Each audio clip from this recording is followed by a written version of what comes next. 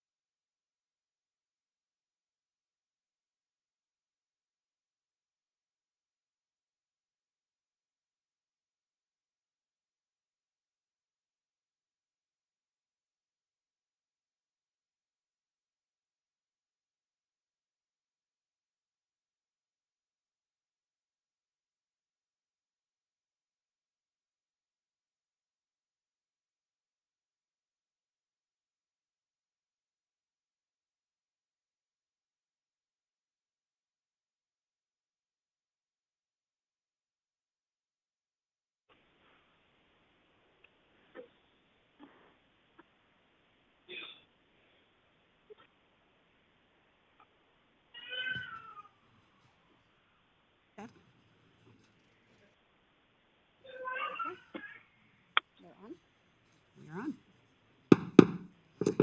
Good evening, everyone. Good evening, everyone. It's going to be a great evening. I would like to call the June 9th, 2026 regular City Council meeting to order. City Clerk, may we have a roll call, please?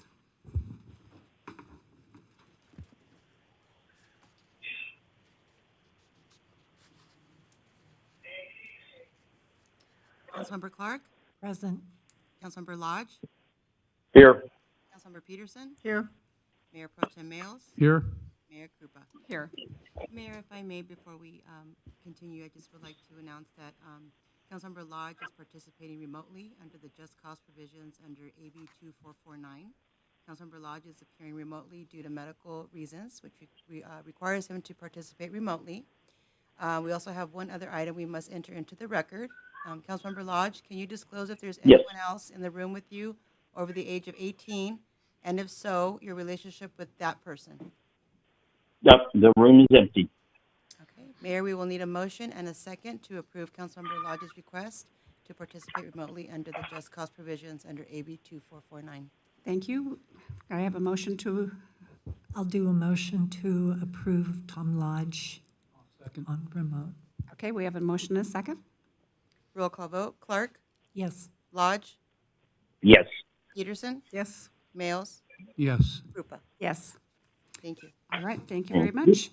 The invocation tonight will be by Pastor Luis Herrejo with Victory Outreach, after which Councilmember Clark will lead us in the Pledge of Allegiance. Please stand. Amen. Let's bow our heads.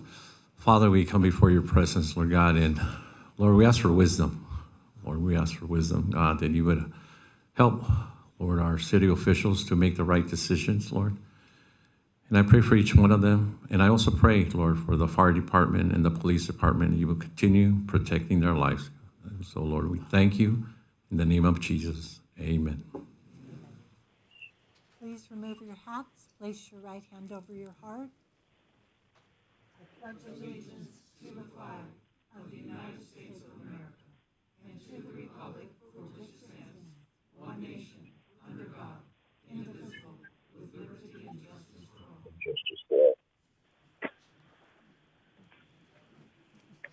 Thank you, everyone.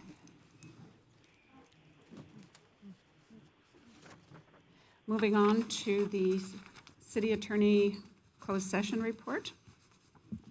Thank you, Mayor. On item 5A, the city council gave direction by a vote of 5-0. On item 5B, the city council gave authorization to initiate litigation against Southern California Edison by a vote of 5-0. That concludes the reportable action from this evening's closed session. Thank you very much. Moving on to presentations. Our first proclamation for National Month of Prayer will be presented by Mayor Pro Tem Mills to the Pastors Prayer Council. Would you all come up?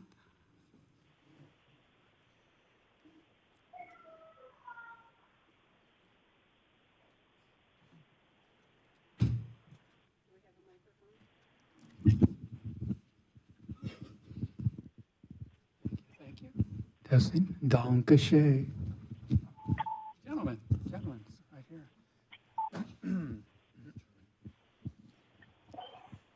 This proclamation is for National Month of Prayer. Whereas in periods of peace and prosperity and times of struggles and strife, countless individuals turn to prayer to seek guidance, bolster their faith, and brace their spirits when they need it most. And whereas prayer is both a personal and communal act composed of our most ultimate thoughts and practices observed by multitudes across a diverse nation and every language, culture, religion, and belief system, and whereas the right to pray is enshrined in our Constitution and stamped firmly in the American tradition by the belief that prayer moves mountains, a belief of making the impossible possible, and whereas throughout history, prayer has empowered moral movements and fueled efforts to strengthen democracy, deeply rooted in the fight to abolish slavery and the expansion of voting rights and voter access.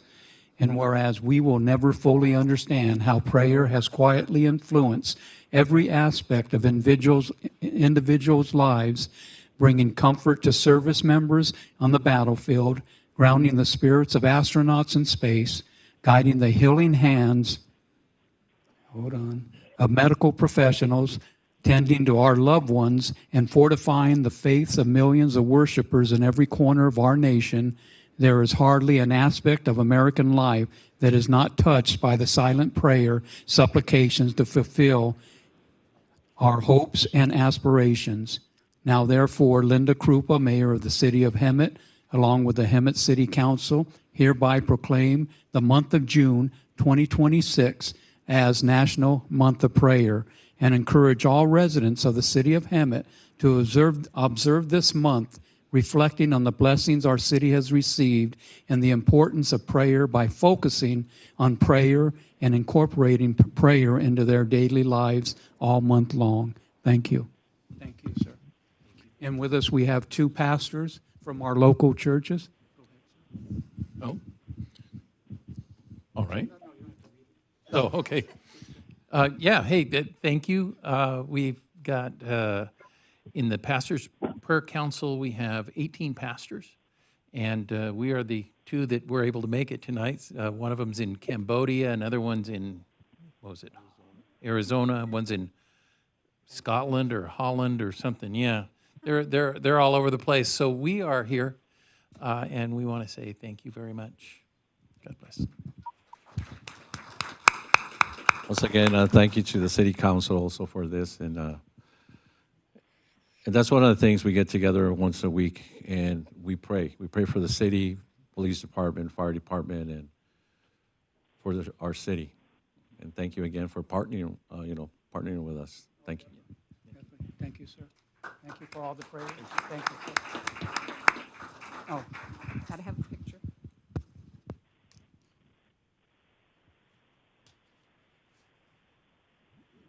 Thank you.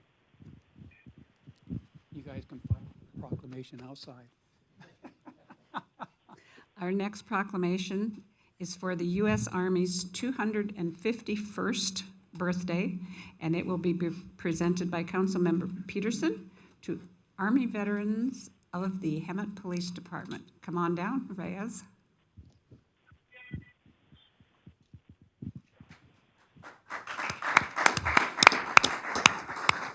Good evening.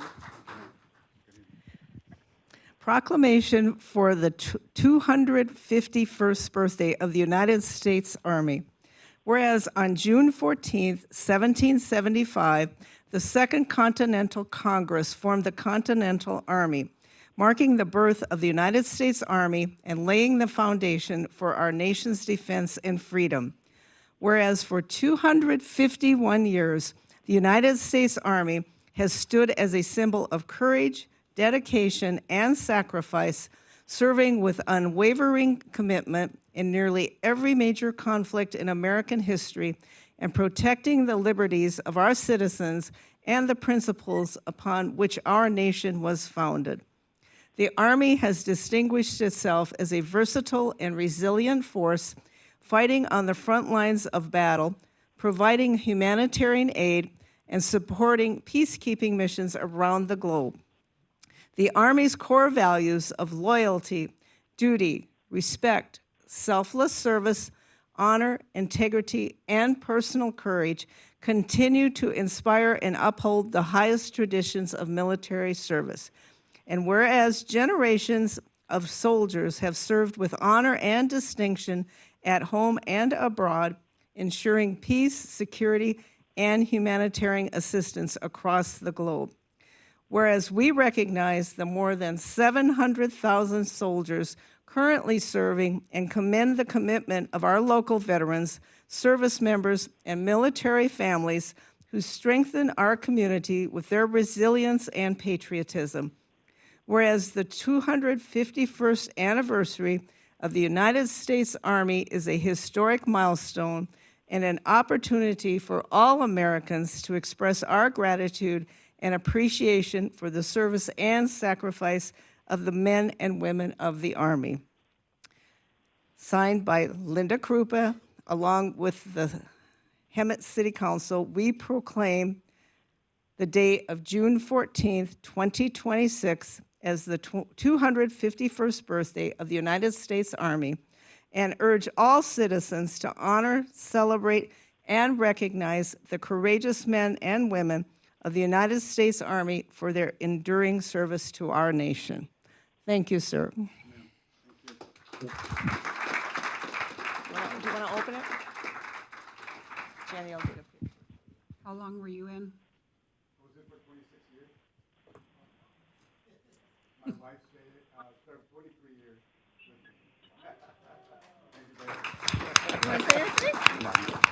Thank you. I really appreciate it. True honor. Thank you very much. Thank you. Thank you to both of you for your service. Moving on to proclamation for Juneteenth, National Independence Day, will be presented by Councilmember Clark to Black Voices of the Valley Board Member Sharon Jackson.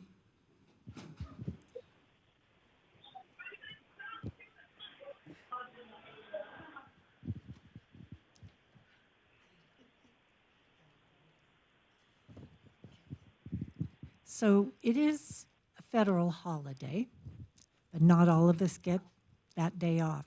So I will be missing Friday, and I want to send my regrets, but I'll be there in spirit. Not everybody, small business. And this is a proclamation for Juneteenth, National Independence Day, whereas Juneteenth or Juneteenth Independence Day, thanks, that's a tongue twister, commemorates the traditional observance of the end of slavery in the United States and is observed annually on June 19th. And whereas on January 1, 1863, President Lincoln issued the Emancipation Proclamation, declaring that all persons held as slaves within any state or designated part of a state, the people whereof shall then be in rebellion against the United States, shall then henceforward and forever free, and whereas slavery is a violation of the principles of the Declaration of Independence and its abolition represented a new birth of freedom for the United States, and whereas Juneteenth is the oldest nationally celebrated commemoration of the ending of slavery, and whereas Juneteenth is a significant opportunity to honor the principles of the Declaration of Independence and celebrate the achievements and contributions African Americans have made and continue to make in Hemet and across our nation. Now, therefore, Linda Krupa, Mayor of the City of Hemet, along with us on the Hemet City Council, hereby proclaim the day of June 19th, 2026 as Juneteenth, National Independence Day, and encourage all residents to join in reflecting on the enduring struggles for freedom and equality for Black Americans and to affirm our collective commitment to combating racism and fostering equity within our communities and institutions.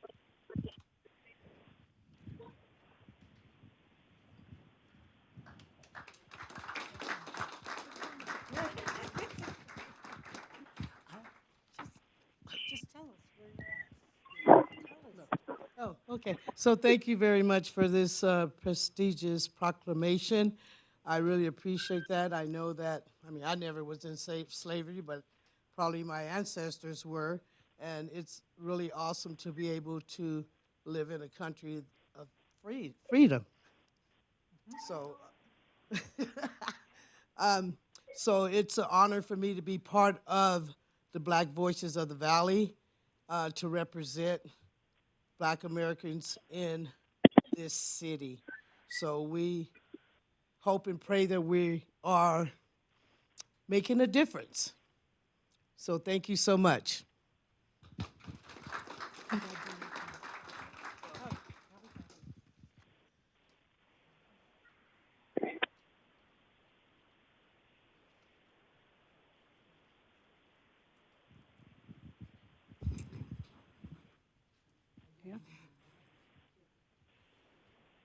For our last presentation this evening, members of the Hemet Youth Council will be presenting a final report on their inaugural year.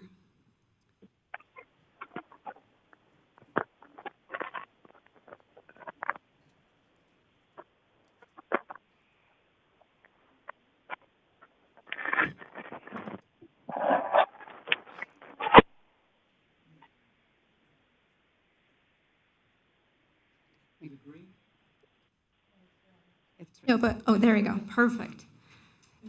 Good evening, Mayor, council members, city staff. My name is Jennifer Cortez. I'm the city's communication and events coordinator and also one of the advisors to the Youth Council.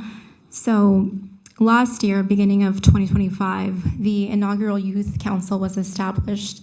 This was really a true working of the City Council after they recognized that the youth's voice was underrepresented and an underrepresented group in the city. And so the purpose of the Youth Council was to really foster that connection between City Council, the youth, foster civic engagement, and give the youth a platform for them to also contribute to the decisions that are, affecting the issues in their community. And so the inaugural Youth Council was launched with 19 members, and they have just finished their term. They began July 1st, and they'll be wrapping up this month. And to tell you a little bit about their experience and to talk through some of the projects and initiatives and different activities that they've been a part of, we have a few representatives here who are going to take the stage to let you all know what went on in this past year.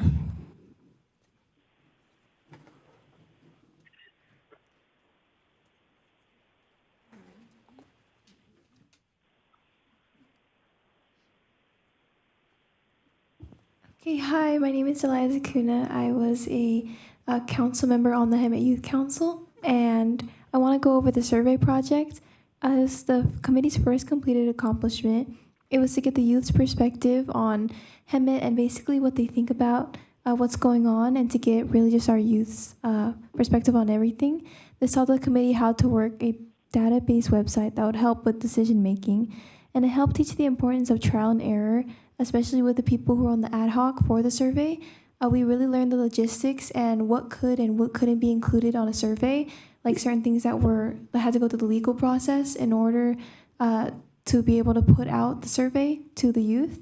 And I think overall, the survey helped to communicate to the younger population of Hemet and gathered their perspective on issues within the city regarding the youth. Our survey focused on the mental health and how really they felt involved in their community in Hemet, and what we can do to change that. So that was what our survey was about, and it didn't completely go through due to issues within money, but we hope that we can set the foundation for the next Hemet City Youth Council to continue with our project and hopefully get out our survey. Thank you. Thank you. Thank you very much. Hi, I'm Catherine DaCosta. I was a member of the Hemet City Youth Council as well. I worked closely with the marketing ad hoc, and our first introduction to that was when some of us were interviewed for what made Hemet Hemet and how we could redesign the logo in a way that fully encapsulates what Hemet is. You'll notice all the fancy stylized H's and the sunset. Those were all revisions made after people across all age groups were interviewed to understand what Hemet meant to them. Our first introduction to this was when we were able to look at the different versions, the different color palettes, how many palm trees we wanted in each of the logos. These things might seem really minuscule, but they prove to be very important because it's sort of the first thing that someone will see when understanding the broader context of Hemet. And because of that, we learned the importance of how a logo can affect, the city's reputation, its society, the economic aspects of it as well. I mean, when something looks good, it's a lot more enticing than the previous logo, which we had, which you'll notice that many cities share. It's a river and mountains, and, well, that's all over America. The next thing we looked at was we went on a tour of Simpson Park, and we focused on their goals to make the place a little more sort of community involved, and we focused on their Elevate goals. So we went to share our perspective on how we can make Simpson Park more engaged with the youth and what we can provide. Some things that we learned was in the 1990s, I think there was a bio class from Hemet High School that was at Simpson Park, which I think would be great to encourage students to go up there and hike to Simpson Park in a manner that is safe so that, it's school-led and all of those things. We learned about how important it is to keep the history of the park so that residents who've been living in the neighboring areas for a really long time don't feel as if their history is being stripped away. We also talked about equity, vitality, and access. We want to make sure it's accessible to people who use wheelchairs, who might not necessarily have what you would consider traditional abilities to hike up and down the mountain in the park. We also talked about the different trails. They could use a bit more, clearance. I think they're very difficult to know what exactly where the trails are, so it makes it a lot more complicated for people to go up there when they want to. And we also talked about having like holiday events and seasonal events, so like maybe a pumpkin patch there temporarily or a Christmas movie night. And the next thing that we did was the Weston Park rebranding.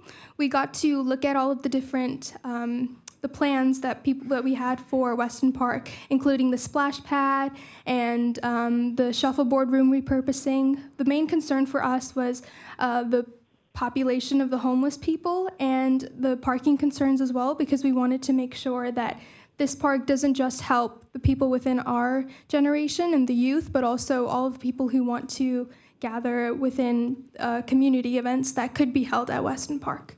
Thank you.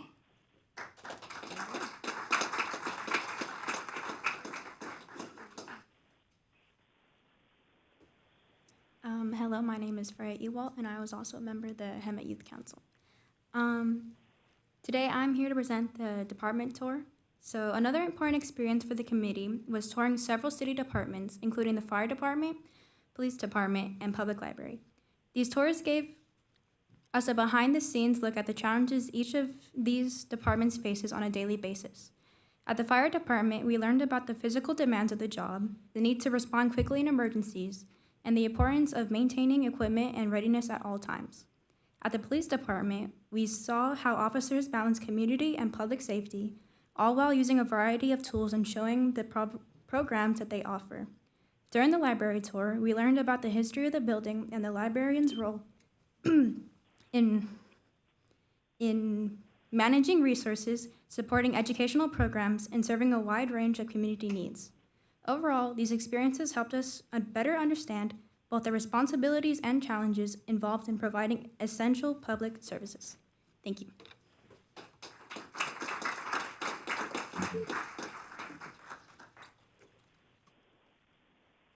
Good evening, I'm Secretary Aguilar, and I was a part of the ad hoc committee for the Chords of Chaos.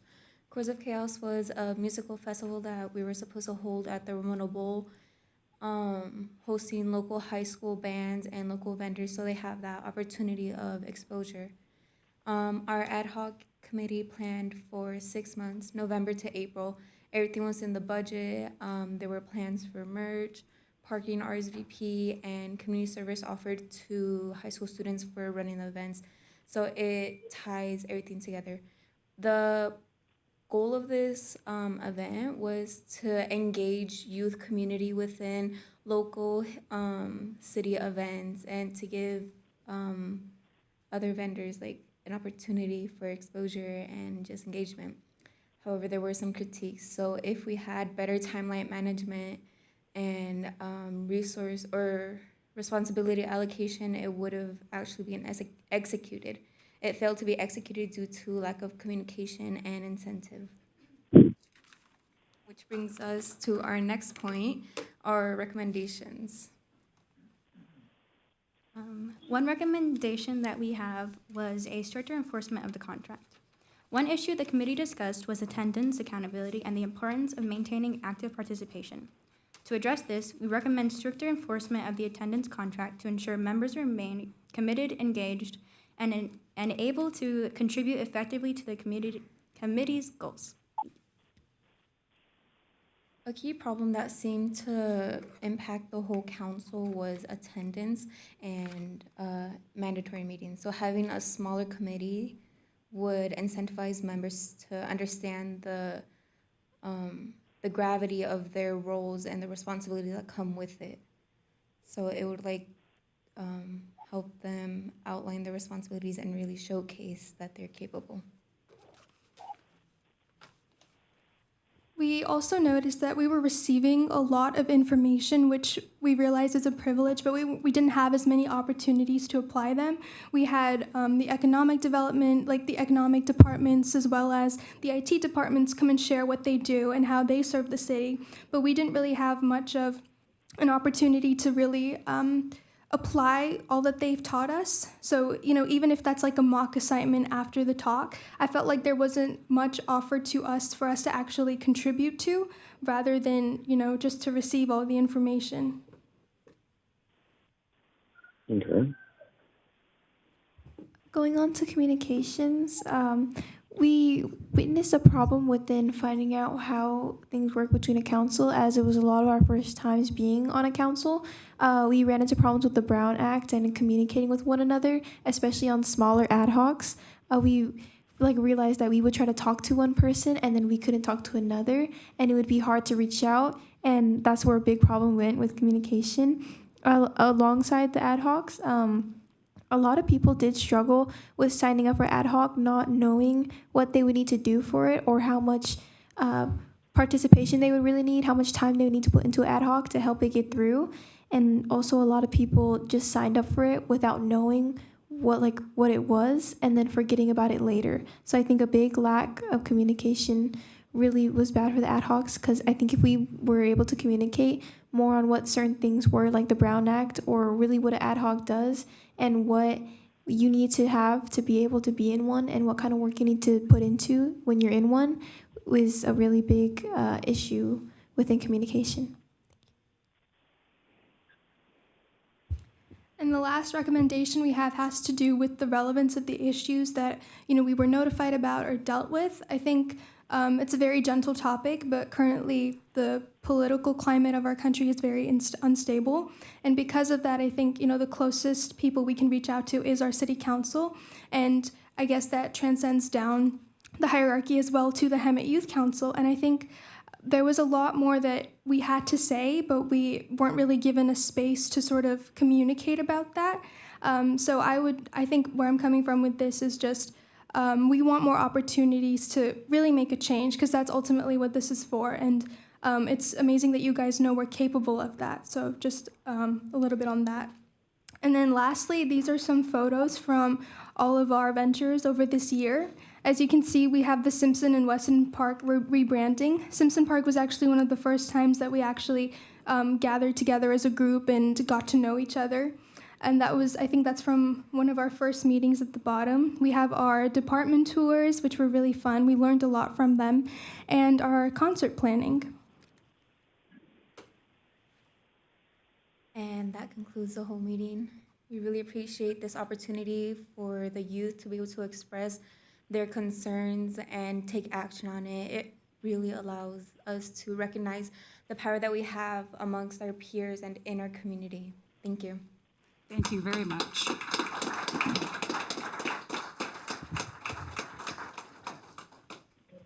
Any comments from council? You guys did a great job coming up here tonight, so thank you so very much for that, and thank you for hanging in there. I know the size of the committee. We've talked a little bit about reducing that for the next year and getting more of what you guys want to hear and what you want to do. So thank you so much for the presentation. And any council member comments? I can just tell you, Tom and I had a hard time, 44 applicants, and we wanted to take them all. So after spending time with this wonderful group, they really did a very good job. I think it was unknown for Mark, and so Mark did the best he could. He did say something about the Christmas parade, and they're like, how come we weren't part of the Christmas parade? So guess what? We're going to make sure. But each one of these adults had a lot to say, and I'm going to leave it there because I look forward to the applications that Tom and I are going to review for the next. I encouraged anybody within that to come back and try to get on again. I think their knowledge is very important for the next set that comes in, one or two, and they can help pave the road. But look at them. it's just wonderful. And I have one in the back. We've got just all these adults, these young adults. They're going to be part of our group of community, and it's great. Thank you. Thank you. Oh, I have to conclude with Connie on that because they did such an excellent job, and we went into this semi-blind. But I hope they come back and they reapply and they help the next group, because now that we're going to streamline it and we've got a better idea of what we're doing, we can help you a whole lot more. So I'm really looking forward to this next council. So thank you all very much. Thank you, Tom. Jackie? I just want to say how enthused our former city manager, Mark Prestwich, was about this program. He brought it forward, and several occasions when I was talking with him, he would say, "Oh, I'm going to have the youth council give us input on this." And he was just genuinely thrilled about this program and the response from the young adults. And it's a successful program, and a lot of cities are doing it now, and I think it's great that we brought it to Hemet. And thank you all for participating and giving us good information and feedback. It's good to hear from younger people and a different perspective. So we appreciate that, we honor that, so thank you very much. I'm just amazed. You spoke so well, articulate, and basically just gave us the information we need to hear. I'm really happy that you went through this process, and I think you're the future of our city, our nation, and I feel good about the future now. So thank you for everything you said. Thank you. One last comment on that. I appreciate the fact that you were frustrated with the Brown Act, because we are too, and always have been.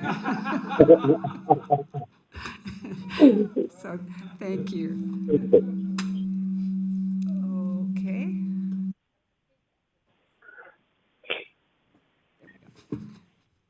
Okay, we're going to jump around here on.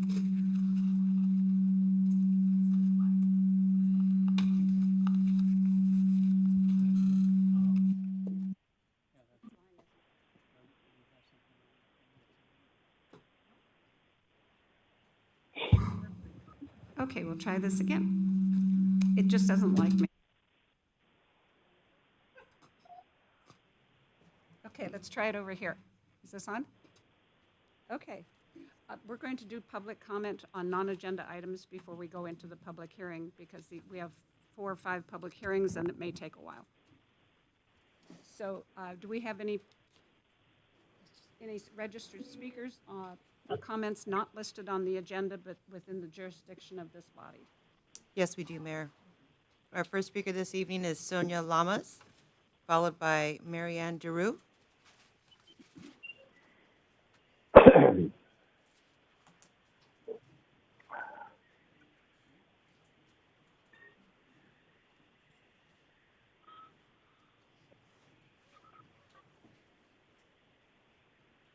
Yes, you have. Make sure the green light is on, and you have 3 minutes, which will come up on the screen.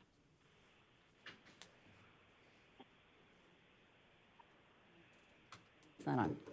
Oh, there it is. Okay. Good evening, councils, Madam Mayor. Some of you know me, some of you don't. My name is Sonia Lamas. I'm the Chief Executive Officer of the Lamas Housing Project. I just wanted to come this evening and say that on behalf of the Lamas Housing Project, we want to extend our appreciation. And this is more towards the Planning Commission. I just saw that the Future Planning Commission does have on the future agenda the discussions for the Pro-Housing Designation Program. So I am all over it. I'm super excited.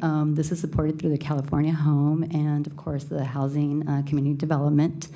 And I want to thank the council and our leadership, our economic team, not to mention the director, and the departments. I've had a lot of different complexities with different cases and so on and so on. But to see this on the agenda for future allowed me to come here this evening and just remind myself and our community that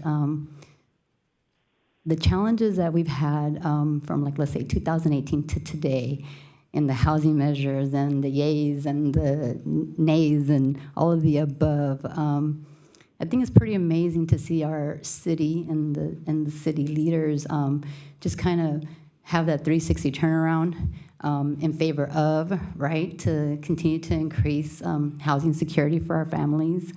So good job, and I thought it was very important for me to come here this evening and congratulate you guys and congratulate our leadership, and just to say thank you on behalf of the organization.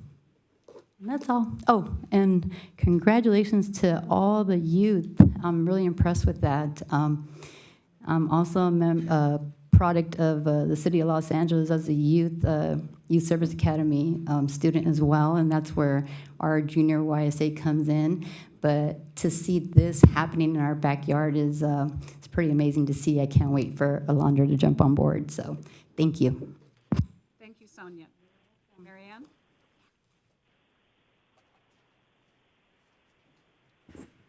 Good evening, Council. I'm here tonight to actually talk on behalf of the dogs in the city of Hemet. We do have a dog park, and from my understanding is when it was first built, it was beautiful. It had grass and trees, and it was really nice. And then probably the cost made all the grass get taken out and all the trees get cut down. So I'm talking about the one at the end of Menlo and Costin, over by the high school and the elementary school. And so I was just there today. It's all strictly just dirt. They only have one little area that they can sit in the shade for the owners. And my request is, and it's been done before, sail shades. If we could put some sail shades up in there, they're very inexpensive, no maintenance on them. That would cover up a lot of that dirt. There's a couple areas. The dirt does get really hot in the summer for the dogs and their pads.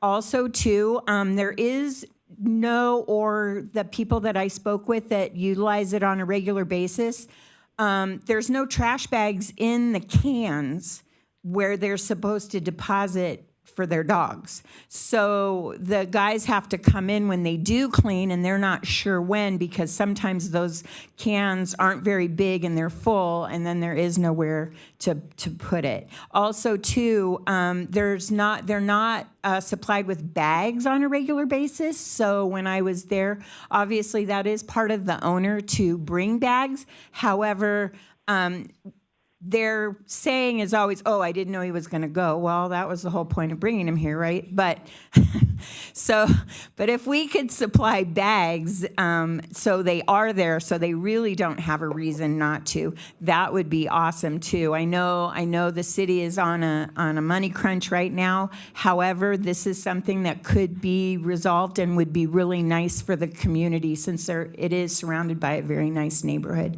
Thank you. Speakers? No other speakers. All right, thank you. Can you hear me out there when I'm from this? You can't hear me. Okay, I'll slide closer. All righty. Okay, now we will go to our public hearing. Yes, no? Christian, can you hear me? Okay. All right.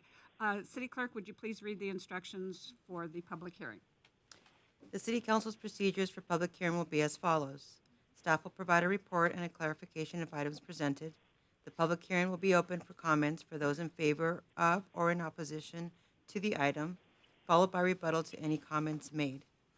The public hearing will be closed, and the city manager may respond to any questions raised by the public. The public will not have an opportunity to respond. Discussion will then be brought back to the City Council for direction or action. Thank you very much. Can we get a report on item 14A? Yes, good evening, Honorable Mayor, Mayor Pro Tem, and council members. My name is Norma Rangel, Human Resources Manager, and I'm here to give a brief presentation regarding AB 2561, vacancy reporting. So the intent of the legislation is to address widespread job vacancies in local government. Staffing shortages negatively impact service delivery and increase burnout. The key provisions of the legislation that became effective was January 1st, 2025. The city is required to provide a report to council letting you know of our current vacancy rate. And the provisions are, this is governed by the MMBA, and PERB, the Public Employees Relations Board, administers and enforces these obligations. So what AB 2561 provides for is we are required to provide an annual hearing, and there's two types of hearings. One is a regular hearing, which is what we will be holding. There's a special hearing only for those agencies who have at least one bargaining unit with 20 or more percentage on their vacancy rate. We are not there, so we are going to be presenting the regular hearing. Also, employee organizations may present at either of these meetings. I did send out invitations to all of our organizations. One of our organizations did accept the invitation. So after my presentation, Captain Prieto from HFA will be coming to give a presentation to you. So this is the status of the vacancies for the city of Hemet, and this data is as December 31st, 2025. As you could see, the city's overall vacancy rate is at 7%, which is great news.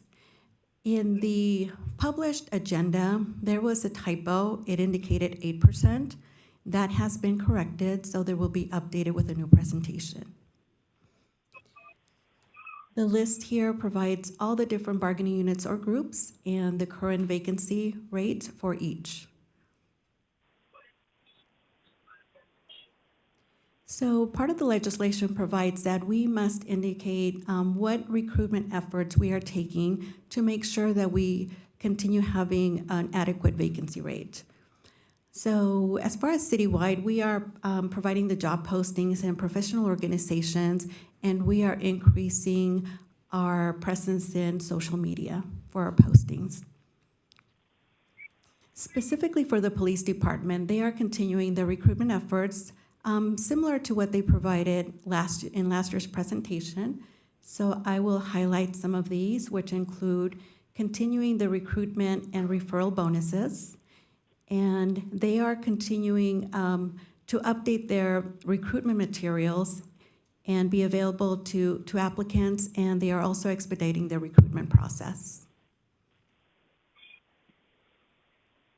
Some of the recruitment efforts provided by the fire department, they've created a lateral firefighter police position, also an EMT position, which has been very helpful in us getting more applicants because it was very difficult for us to recruit for firefighters that also had the EMT. So the fire department is also continuing on with the Community Risk Reduction Cadet Program, the Girls Empowerment Camp, and the Fire Explorer Program. As far as retention efforts, citywide, the retention efforts the city has taken is we are continuing with employee engagement events. We have holiday parties, service awards dinners, Halloween parties, and also the city manager has presented several brown bag lunches and city manager updates. For the police department, on their retention efforts, they are continuing with fostering positive organizational culture. They are maintaining strong leadership accessibility, and they have also invested in modernization and technological improvements. Continuing with the police department, they are prioritizing professional development. They are strengthening their internal recognition and morale building efforts. The fire department's retention efforts include implementing a workforce hire reduction strategy. They have also introduced call volume reduction measures, and they are improving living conditions for the firefighters as well.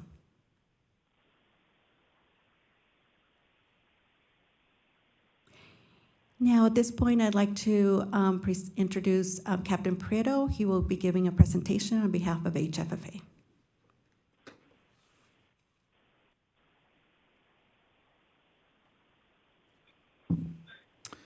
Thank you, Norma.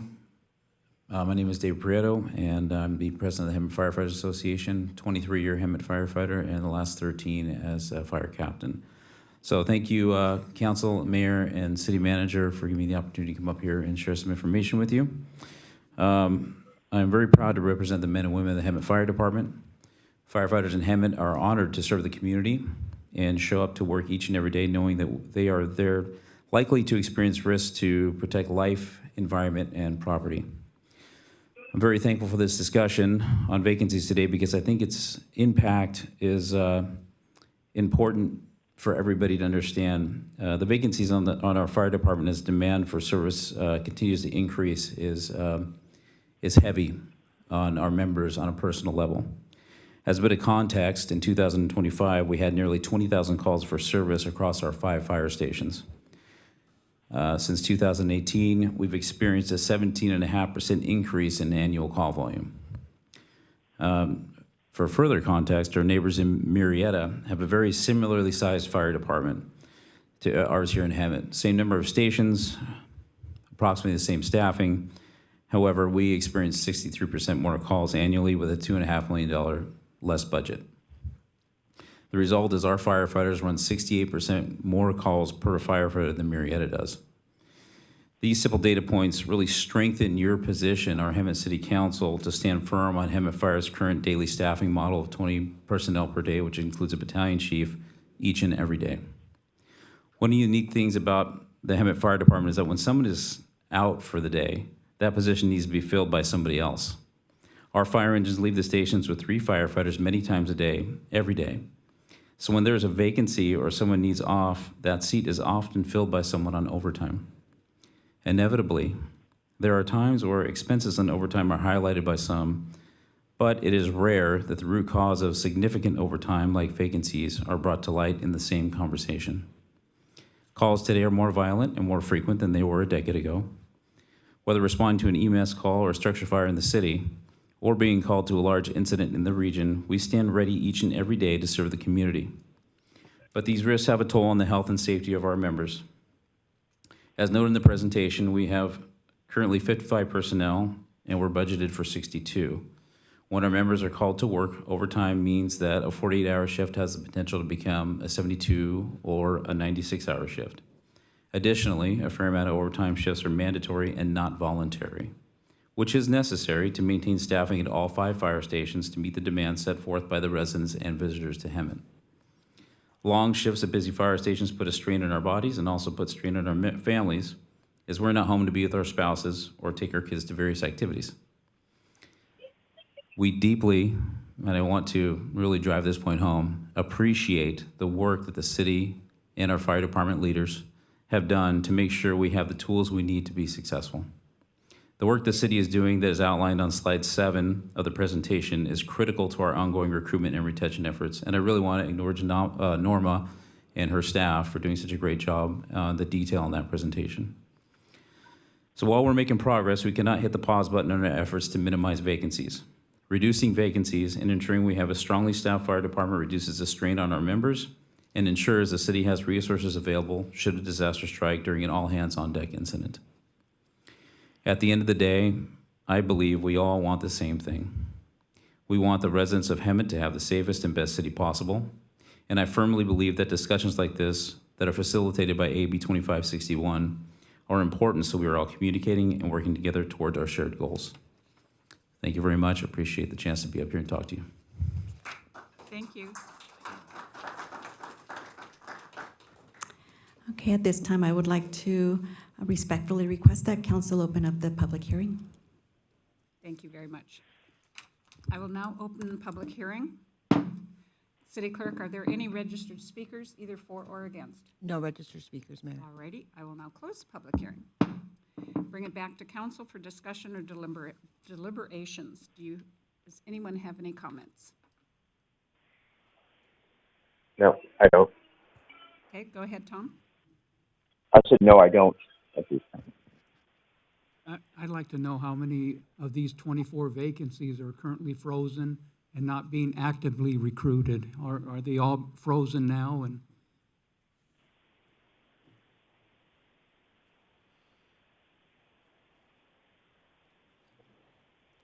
I'll ask Tiffany Burnett, our Administrative Services Director, to answer that question.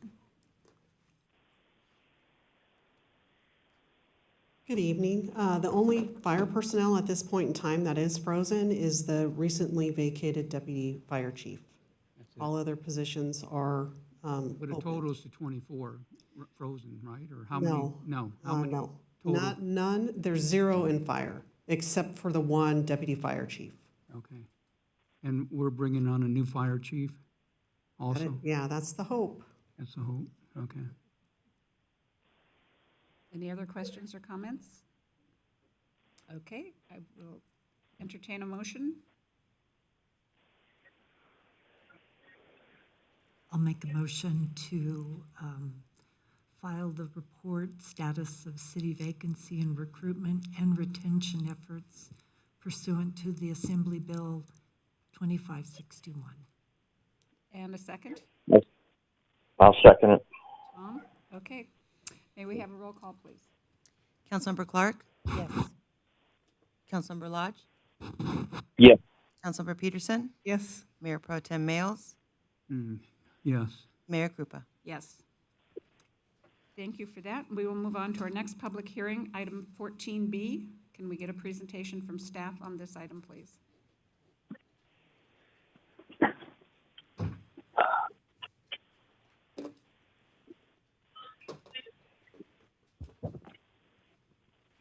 Good evening, Mayor and members of the council. My name is Travis Holyoke, and I am the Water Wastewater Superintendent for the City of Hemet.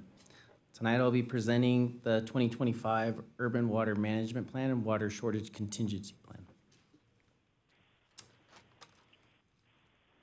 Urban Water Management Plan. It's a long-range water resource planning document to ensure adequate water supplies to meet existing and future water demands.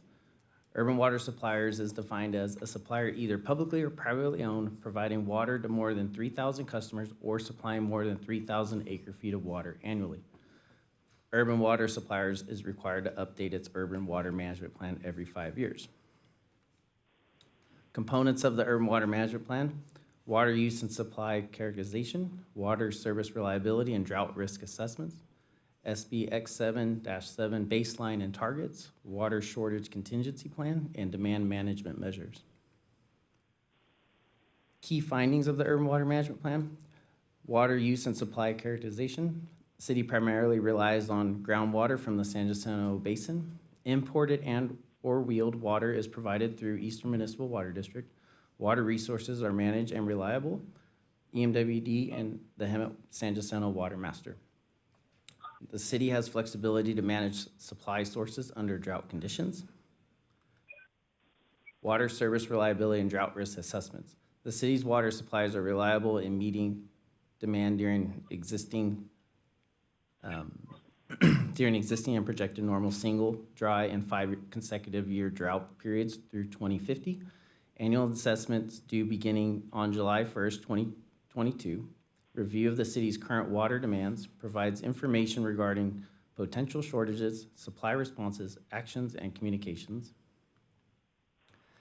SBX 7-7 2020 Water Use Targets Compliance. The city has continued to meet the water use targets compliance requirements. The table that you see there shows that our target was 139 gallons per day per capita, and we've stayed under that for the last 5 years. The Water Shortage Contingency Plan. Urban water suppliers are required to prepare and adopt a water shortage contingency plan. Included as Chapter 8 of the city's 2025 Urban Water Management Plan contains elements to be implemented during drought conditions and may include potential water supply augmentation measures, customer demand reduction measures. Division 3, Section 82 of the city's municipal code water conservation plan, amended by ordinance number 1997 in April 2022, outlines methods to reduce water use and prevent water waste on an ongoing basis. The city's plan for water usage during periods of shortage is designed to incorporate DWRs, which is Department of Water Resources, 6 standard water shortage levels corresponding to progressive ranges from up to a 10, 20, 30, 40, and 50% shortage and a greater than 50% shortage. The city will manage water supplies to minimize the adverse impacts of water shortages. The breakdown in the water shortage levels are as follows. Level 1 is a voluntary target of 10% reduction. If a level 2 is called mandatory targets of 20, and then so on all the way up to level 6, where mandatory levels are target over 50% reduction.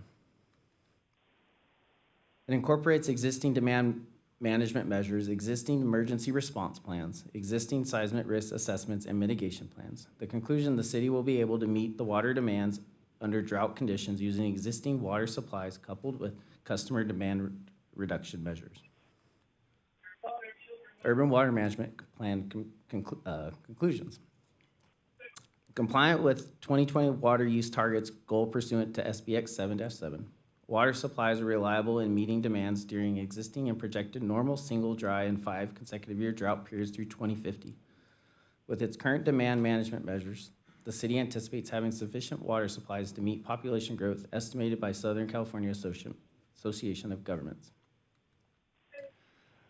I took this to the Planning Commission and we presented on May 19th, 2026. The commission had one comment that they would like future consideration for the feasibility to bring recycled water to areas of the water system that are currently using potable water to irrigate.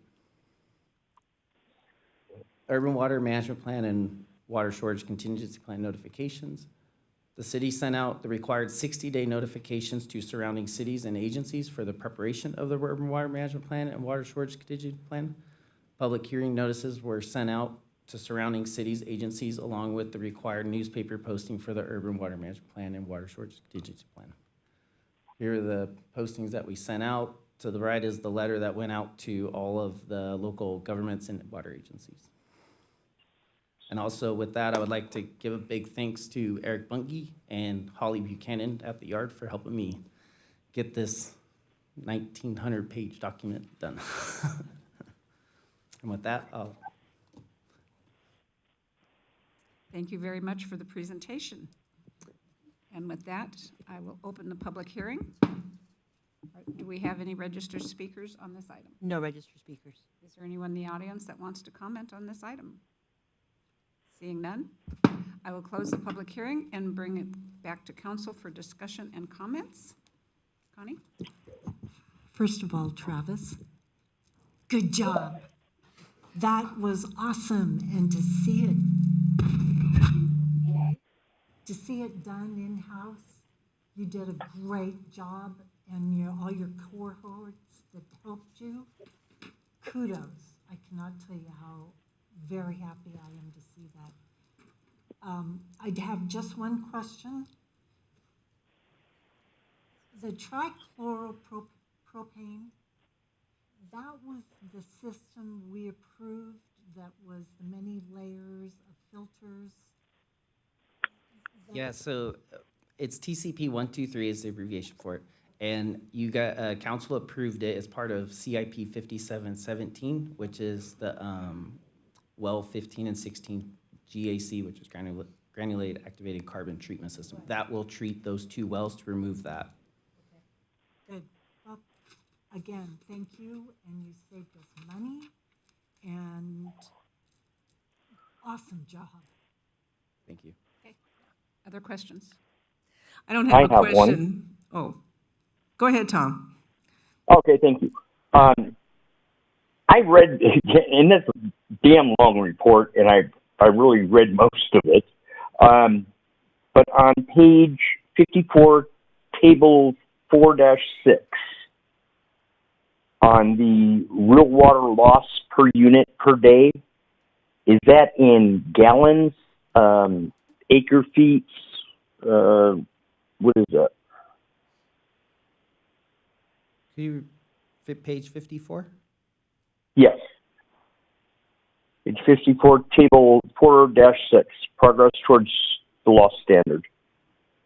2028 law standard. There's items highlighted in green. Yeah, that is gallons per day per capita.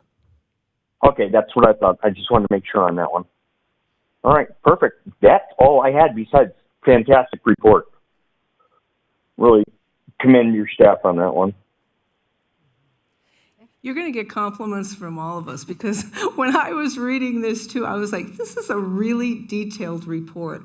And I was talking to City Manager Noah, and I said, did they spend a lot of time on this? And he goes, well, yeah, it took a lot of time to put together.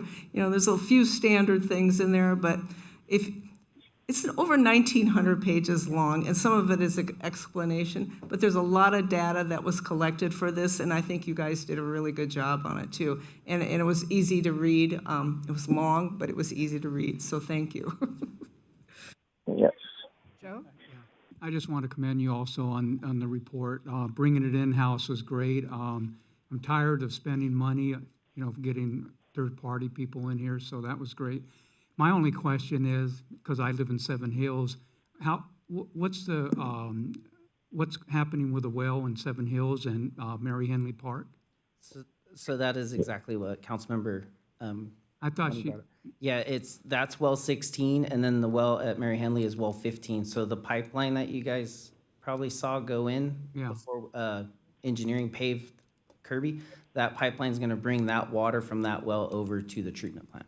Okay, but when will that process be complete? We are reviewing some documents on the well rehab for the contractor right now, and so once we make that decision, you guys will start seeing. And once it goes up, does that mean we don't purchase as much water from EMWD at that point, or? When that goes in, we will not be getting our wheeled water from EMWD. Okay, perfect, thank you.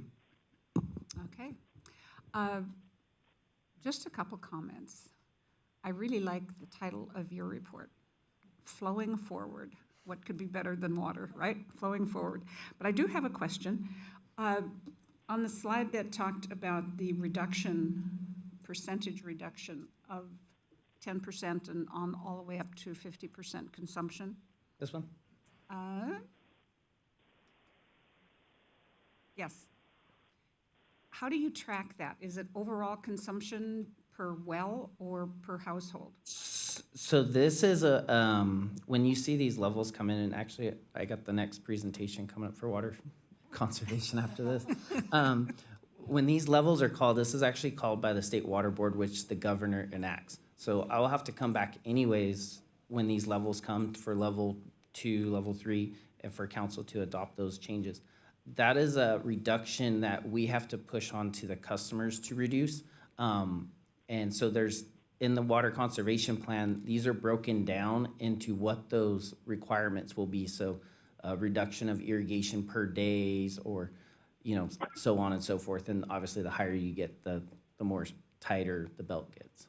And this would be tracked per household? Yeah, well, we have to be able to track it based on our consumption data. It's kind of hard. We're not, we don't have the capacity to be water police, but it's pushed onto the customer, and we can implement, like, you can't water at this time, you can't do this, you can't do that type thing. Okay.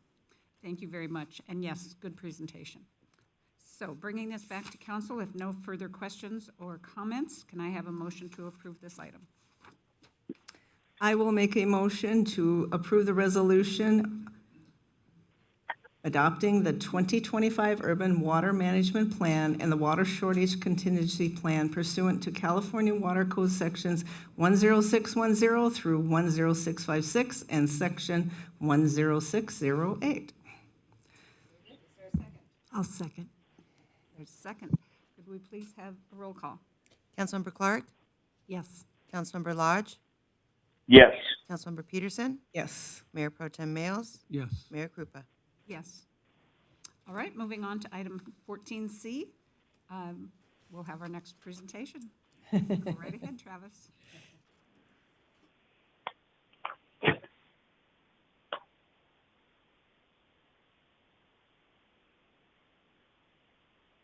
Waiting for the presentation to come up. There we go. There we go. Again, my name's Travis Loic, Wastewater Superintendent for the City of Hemet, Mayor, Honorable Council. I'm here to present the amendment of Chapter 82, Article 3, Division 3 of the Hemet Municipal Code for the Water Conservation Plan.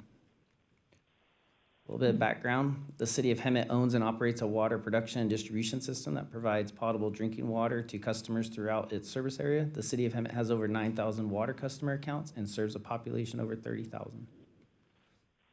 The city established its first water conservation plan ordinance in 1991 and amended the ordinance in 2015 under urgency ordinance number 1894. The city revised the water conservation ordinance in 2022 with Resolution 1997, which was revised to bring the ordinance up to date and comply with AB 1668 Friedman and SB 606 Hertzberg. The revision also set the 6 water shortage contingency plan stages. Conservation. California has long been at the forefront of water conservation, become the first state to adopt urban water use efficiency targets with the Water Conservation Act of 2009, SBX 7-7 Steinberg. This act mandated state achieve a 20% reduction in urban per capita water use by 2020. In 2023, the California legislature passed Assembly Bill 1572 Friedman, which prohibits using potable water to irrigate non-functional turf located on commercial, industrial, and institutional CII properties, including homeowner associations, HOAs. The bill requires public water systems to revise regulation ordinances or policies by January 1st, 2027, and communicate those changes to its customers. Non-functional turf means turf that is non-functional turf, including decorative grass areas that serve no recreational or functional purpose. Non-functional turf includes, but is not limited to, turf located within street right-of-ways, road medians, parking lots, and areas outside of businesses or other establishments that are not used for recreation or assembly. Functional grass areas such as sports fields, picnic areas, cemeteries, and areas irrigated with non-potable water are exempt from the ban. Residential lawns are also exempt from the regulation. These are some areas that you'll see that are considered non-functional turf. Pictures are better than just language sometimes. Here's another area that's also going to be considered non-functional turf. Conservation timelines. The state's compliance timeline for AB 1572 is as follows. January 1st, 2027, state and local government properties. By January 1st, 2028, commercial, industrial, and institutional properties. January 1st, 2029, homeowners association, common areas, mobile home parks, and retirement communities. January 1st, 2031, government properties located within disadvantaged communities. Notifications, we sent out public hearing for this on May 24th. And with that, I'll take any questions. All right, thank you very much. At this time, I will open the public hearing. Do we have any registered speakers? No registered speakers. Nobody wants to talk about this one either? You want to talk about this? If you can go to the microphone and... Okay. We'll ask you to state your name. My name is Aaron Nash. Okay. Sorry. One of the questions I have is, if this non-functional turf is no longer watered and eventually it dies and dries up, do we have a plan to replace it with anything that would make our city look, beautiful and contribute to our already beautiful and prosperous city? Very good question. Travis, can you answer that? So, good question.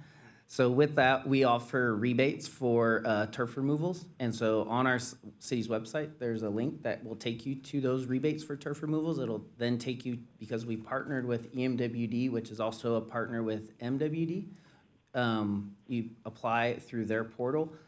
There's a list of what you can do for those turf replacements. You do your turf removal replacement, and you submit all, I think it's $4 a square foot today. Certain areas, commercial and residential, are different, and then you'll get reimbursed for that rebate. Thank you so much for answering my question. That is all. I appreciate it. Thank you for asking it. Anyone else? That was a very good question. Okay. With no more, I will close the public hearing and bring this back to council for comments and questions. No? I'm good. Jackie? Joe?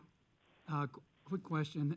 Actually, two questions. How many city-owned locations will be affected beginning January 2027? And will there be any grants given out by the state or any type of government grants to help offset this cost for cities?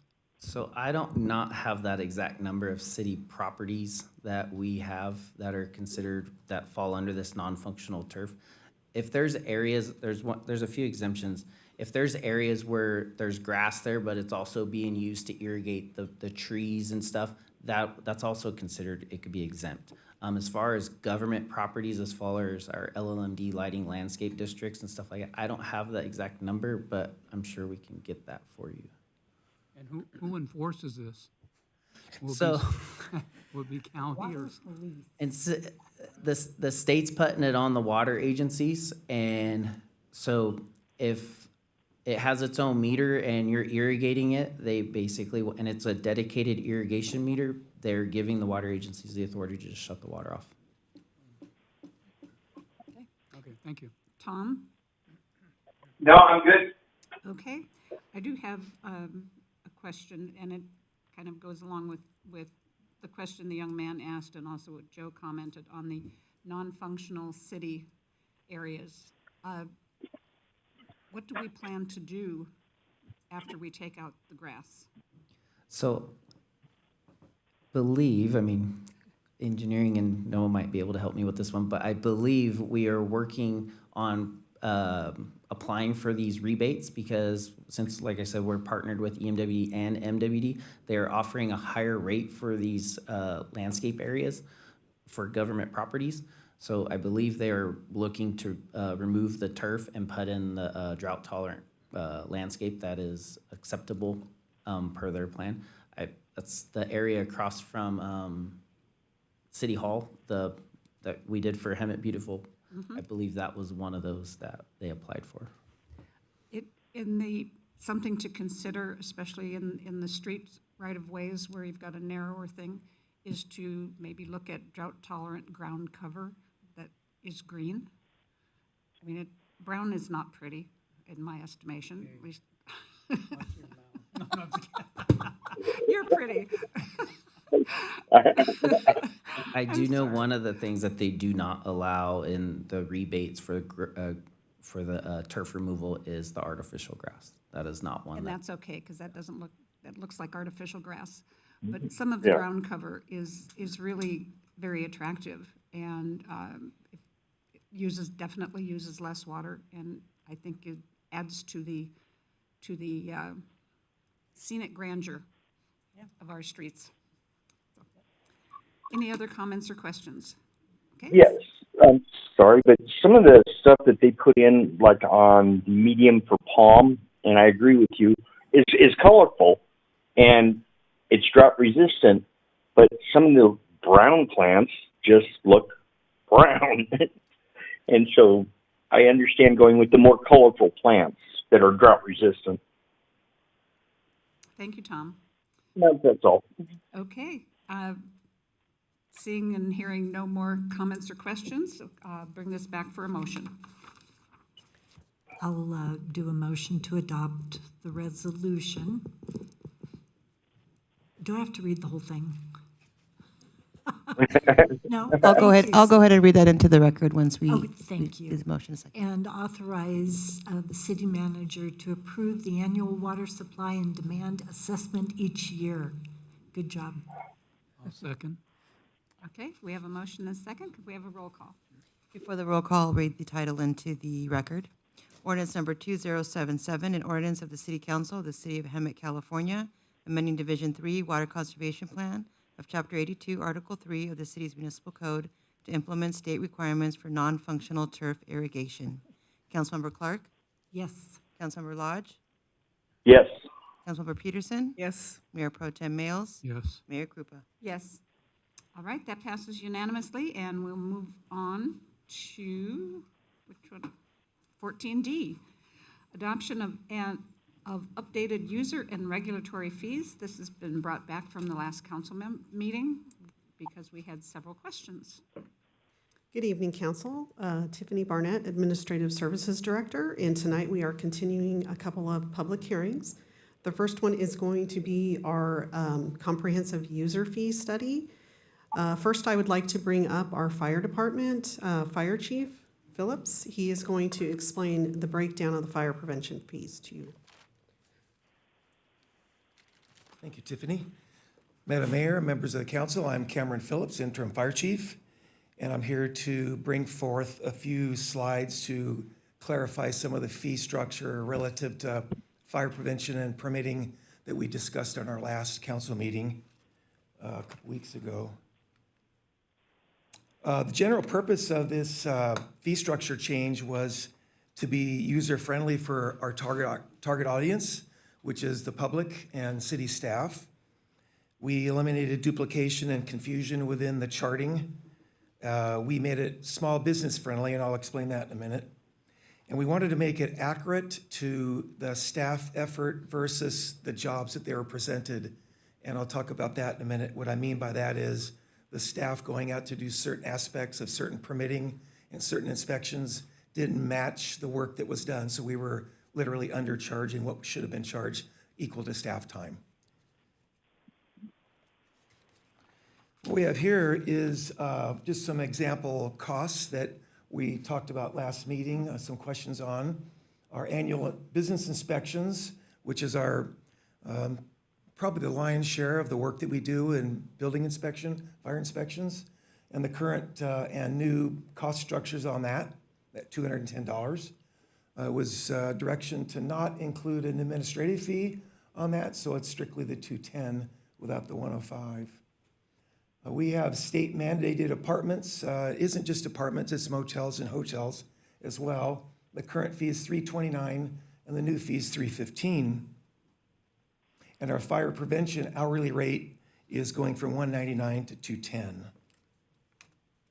As a side note, we have about 2,000 occupancies altogether in the city that require inspection, to give you kind of some context on the kind of job that we have out there.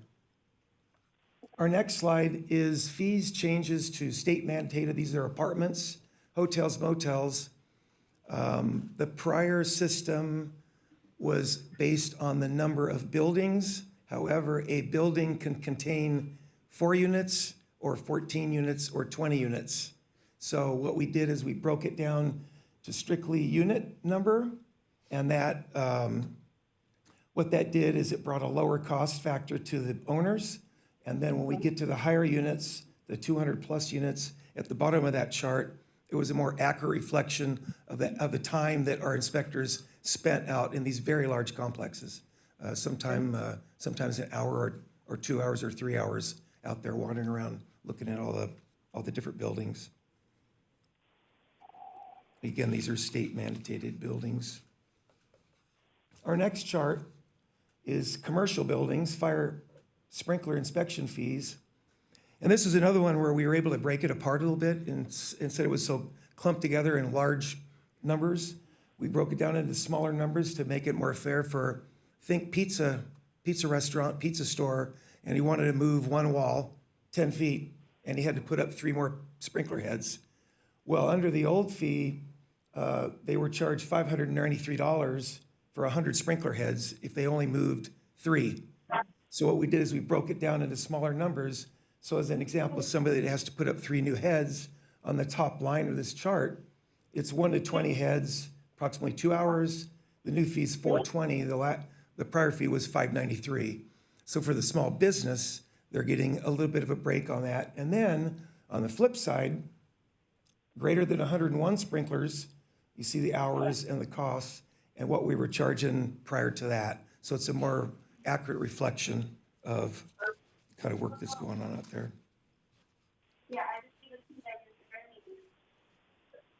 The next slide depicts something, think large warehouse. And these are very complex, very large, take a lot of time.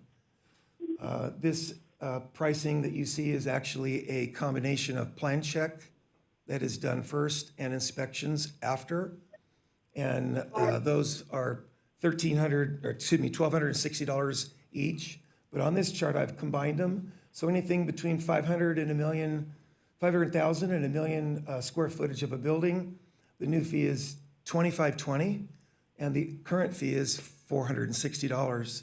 So you can see there's a drastic difference in the amount of labor involved to wander through a giant, large building like that versus what we're charging now is way off base. The last slide talks about special events, and our special events,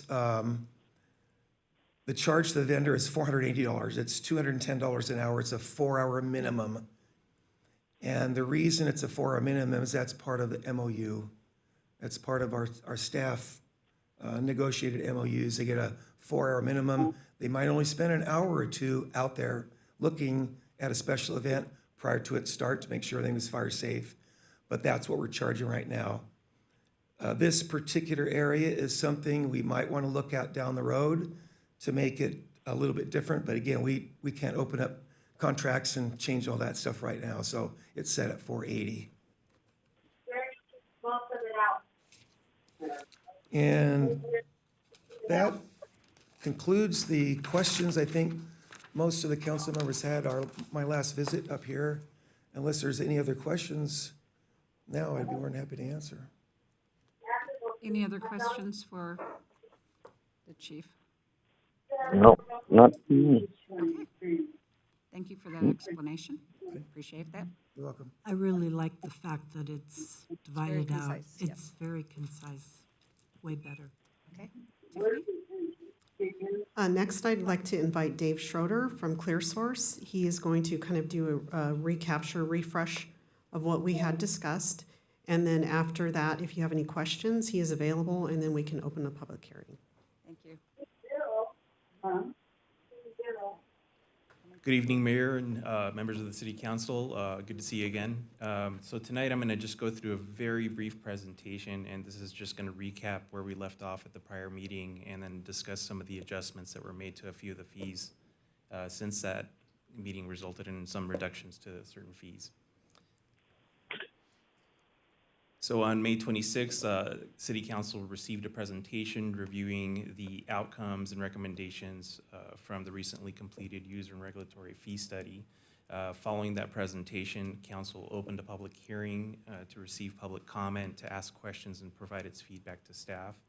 And shortly after that, Council continued the public hearing to tonight.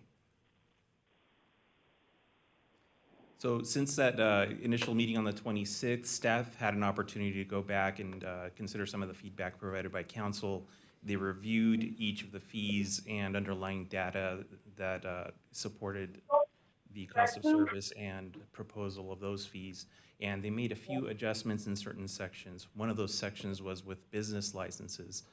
Tiffany and her staff decided to review that, and they wanted to break apart the overall total cost of the business license and separate it from the $4 state fee or SB 1186 state fees. So now it's just a presentation matter. No net changes were made to those fees. It's simply just for clarification purposes. So now you'll see in that section 2 columns, one for the business license fee and then the $4 SB 1186 state fees. The other area where staff reviewed the fees and underlying data, including service times, was in engineering.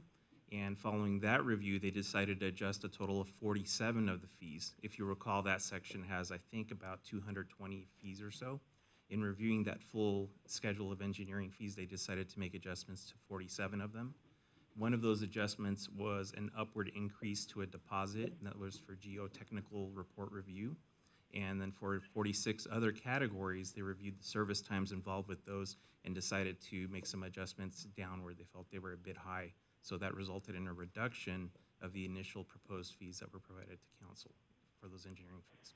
And then for all other fees represented in the report, all other ones remained the same. So tonight, staff is recommending that the City Council continue the public hearing and at the conclusion of the public hearing to adopt the resolution updating the fees and charges and also authorizing annual inflationary adjustments to the fees. Thank you. That concludes my presentation. I'm available to receive any feedback or questions you might have. Thank you very much for the presentation. We are continuing the public hearing. So is there anyone in the audience or any speaker cards to request on this? No speaker cards. No speaker cards. Anybody in the audience have any questions or comments on this? Seeing none, I will close the public hearing and bring it back to council for comments and deliberation. Go ahead, Joe.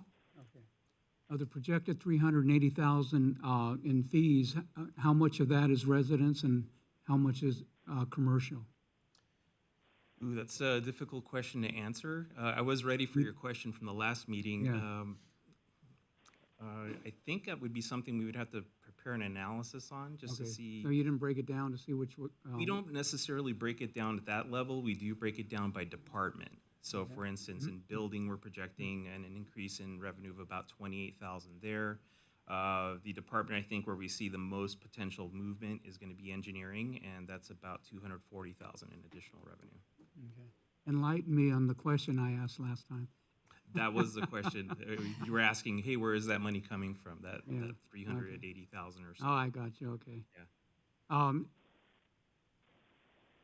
If I had to ballpark it, the majority of these inspections and permit fees, the larger fees, those come from mostly from commercial or from large projects, large developments. Yeah, that's what I would hope for. The instead of our overwhelming residents, majority yeah. would come from that. The other ones are very minor permits, and typically they're not very high volume. It's going to be just individual minor inspections. Let's say somebody's, replacing a fence or portion of a fence or something like that. So those are on the lower end. And how do these fees compare to our surrounding cities? Are they higher, lower, about the same? Generally, the city has positioned itself to be in the middle range.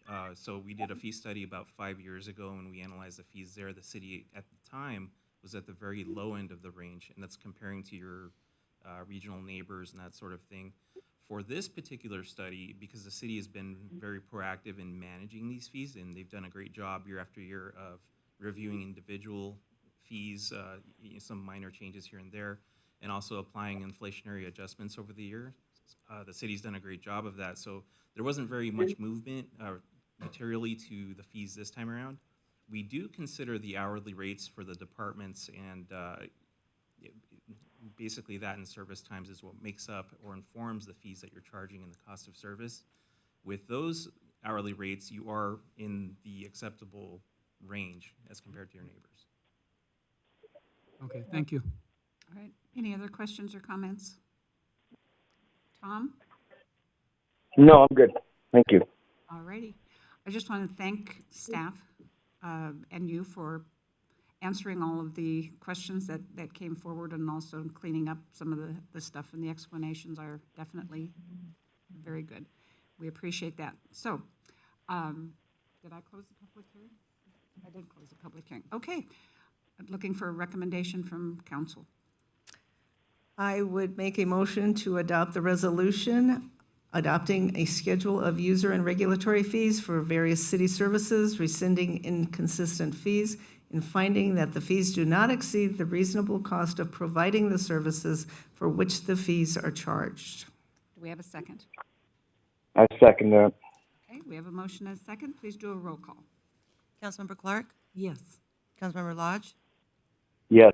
Councilmember Peterson? Yes. Mayor Pro Tem Males? Yes. Mayor Krupa? Yes.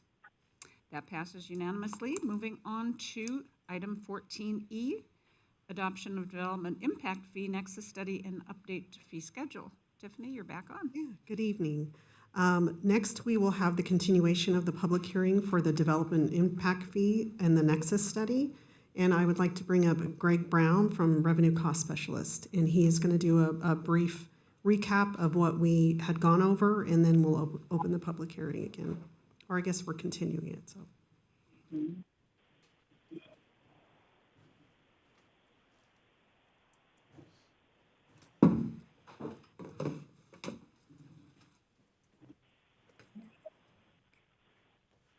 Good evening, Mayor, Good evening. members of the council.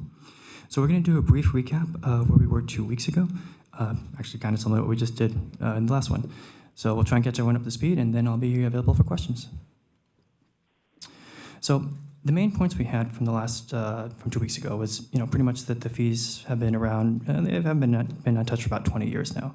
So if we're doing the comparison between the California Construction Cost Index and the fees themselves, it's 120% increase for the California Construction Cost Index, whereas the fees themselves, for the proposed fees, are only about 20%.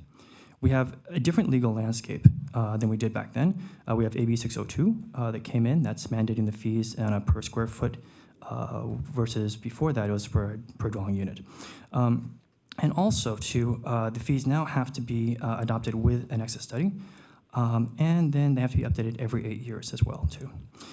There's 4 new fee programs that we're adding this time. It's going to be water, wastewater, open space, and community centers. Here we have the per square foot, the maximum justified fees. And again, please keep in mind that these are only the maximum justified fees. So these are the ceiling. It is council's discretion.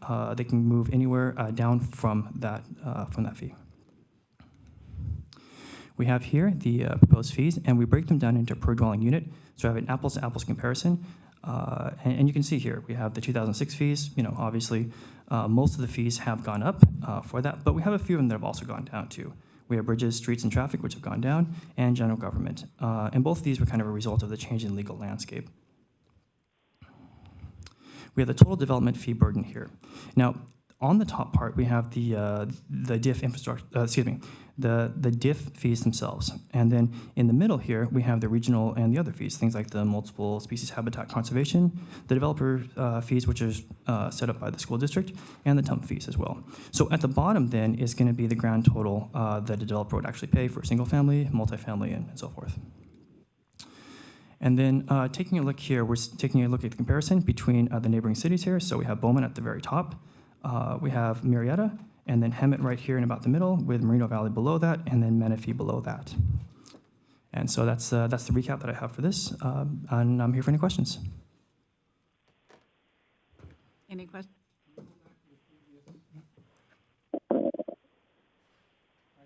Yes, sir.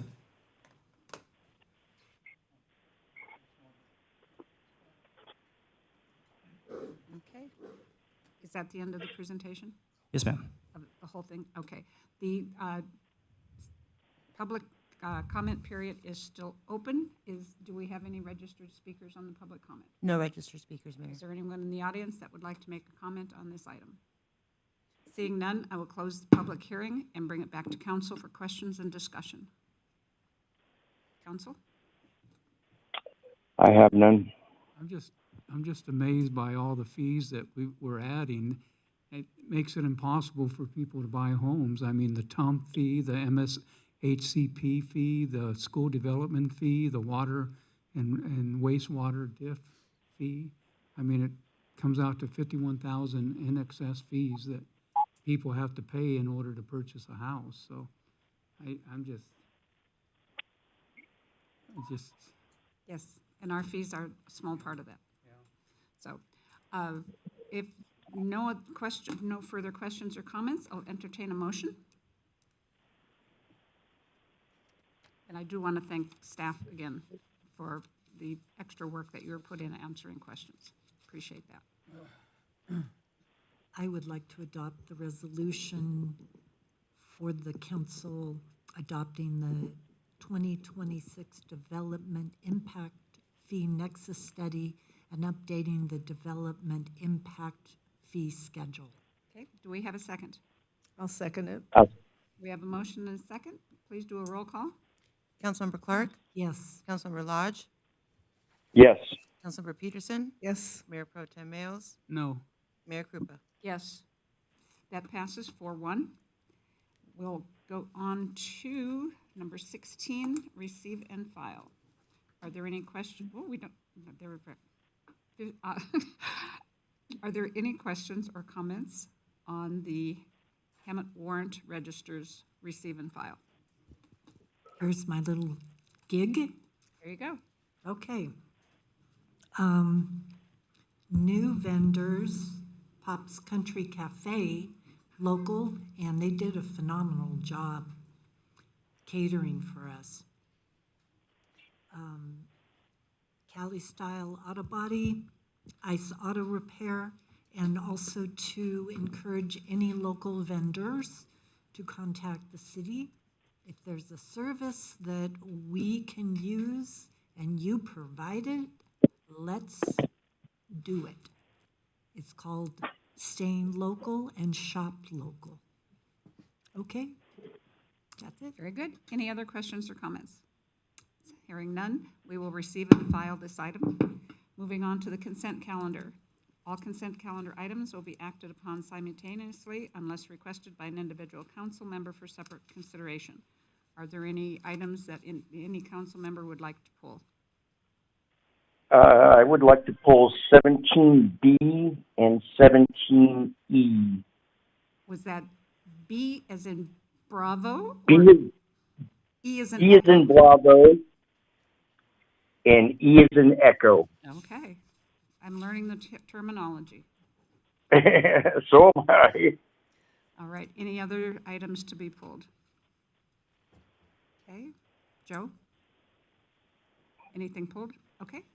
Then I would entertain a motion to approve items A, C, D, F.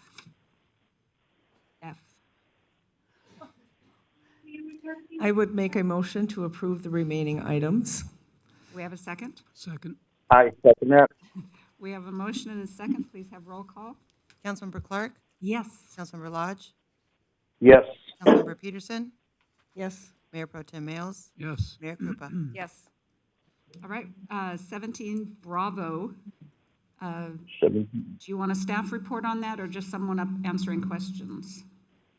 I have just a couple questions. Okay, do we have the chief or captain? We have someone coming to the microphone. Oh, good.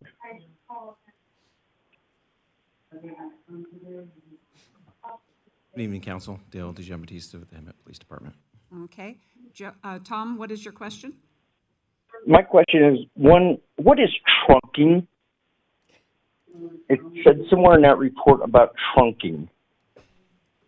So trunking, it's a technology where radios can use a limited amount of frequency more efficiently.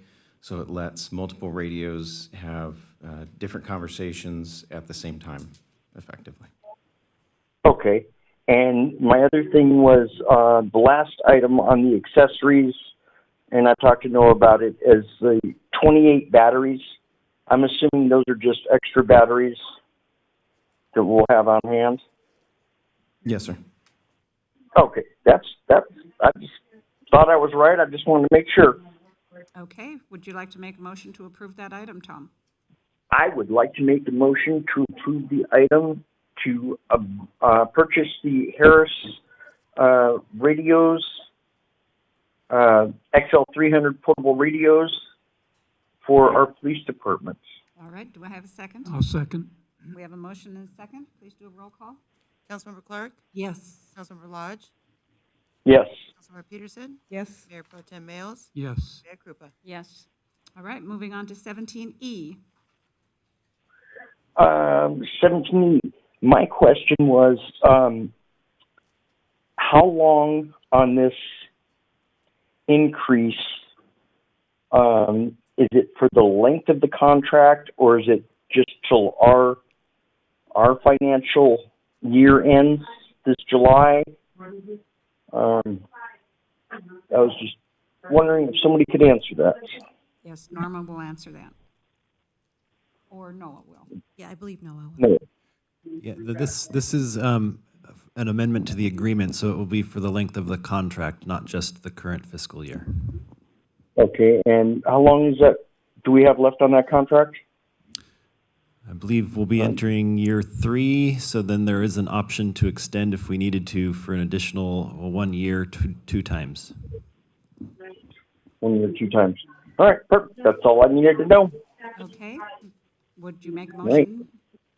I would love to make a motion that we approve the, I can't even find it now, Resolution 2026-083 for the approval for the Second Amendment for administrative investigation services in personnel. All right, Do we have a second? I'll second. We have a motion and second. Could we have a roll call? Councilmember Clark, Yes. Councilmember Lodge, Yes. Councilmember Peterson, Yes. Mayor Pro Tem Males, Yes. Mayor Krupa. Yes. All right, thank you, everyone. Moving on to discussion item and action item. Can we have a report from staff on discussion item 18A, which is the third fiscal year 26-27 budget workshop? Tiffany, you're back on. Good evening. I'm actually going to let our accounting manager, Kalina Beasley, take this one. And we are actually very fortunate enough to have our broker from Alliant, Robert Lowe, who is going to follow up at the end after the staff's presentation. And he has a lot of good information to give us for direction on liability. So I'll let Kalina take the lead now. Very good. Very good. Welcome, Kayleen.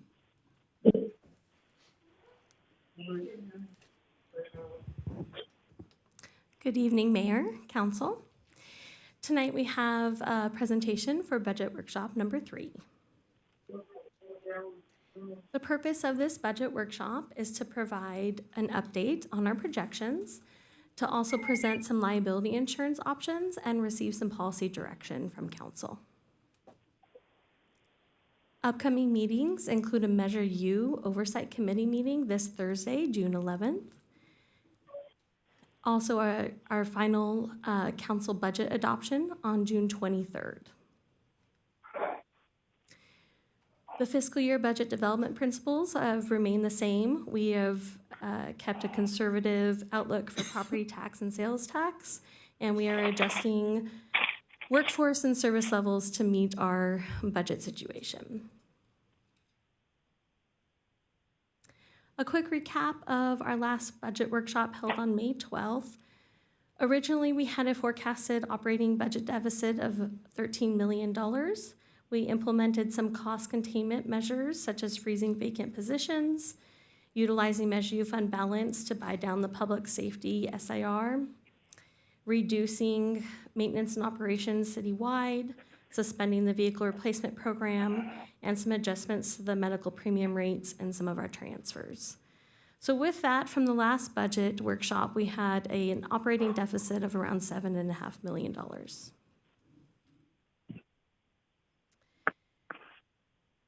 We have made some adjustments, mostly on the expenditure side, so nothing has changed so far with the revenues. The only adjustment is in the little yellow highlight, and that is for our transfers for our general administration. So in basically all governments, you have a cost allocation of your general government, which includes city manager's office, finance, HR, city clerk. Those departments that are in general fund that service the whole city, you do a cost allocation to the different departments and funds. And so this amount right here, the $6.2 million, is just the allocation to departments and other funds that come into the general fund. And the reason it decreased is because expenditures in our departments decreased from some of the items I'll talk about soon. And so therefore the corresponding revenue changed. So that's really, those are just transfers. It really just goes up and down with expenditures. So no real change in revenues from our last budget workshop. On the expenditure side, we did have a decrease in expenditures. We were very fortunate. We did receive feedback from the SAFER grant that it is being extended through February 28th, 2027. So it's very exciting. We have 8 months additional that is covered through grant funds, which alleviates our general fund. So really the biggest difference you'll see in terms of department expenditures is that fire department, the 26-27 draft expenditures reduced significantly for the SAFER grant.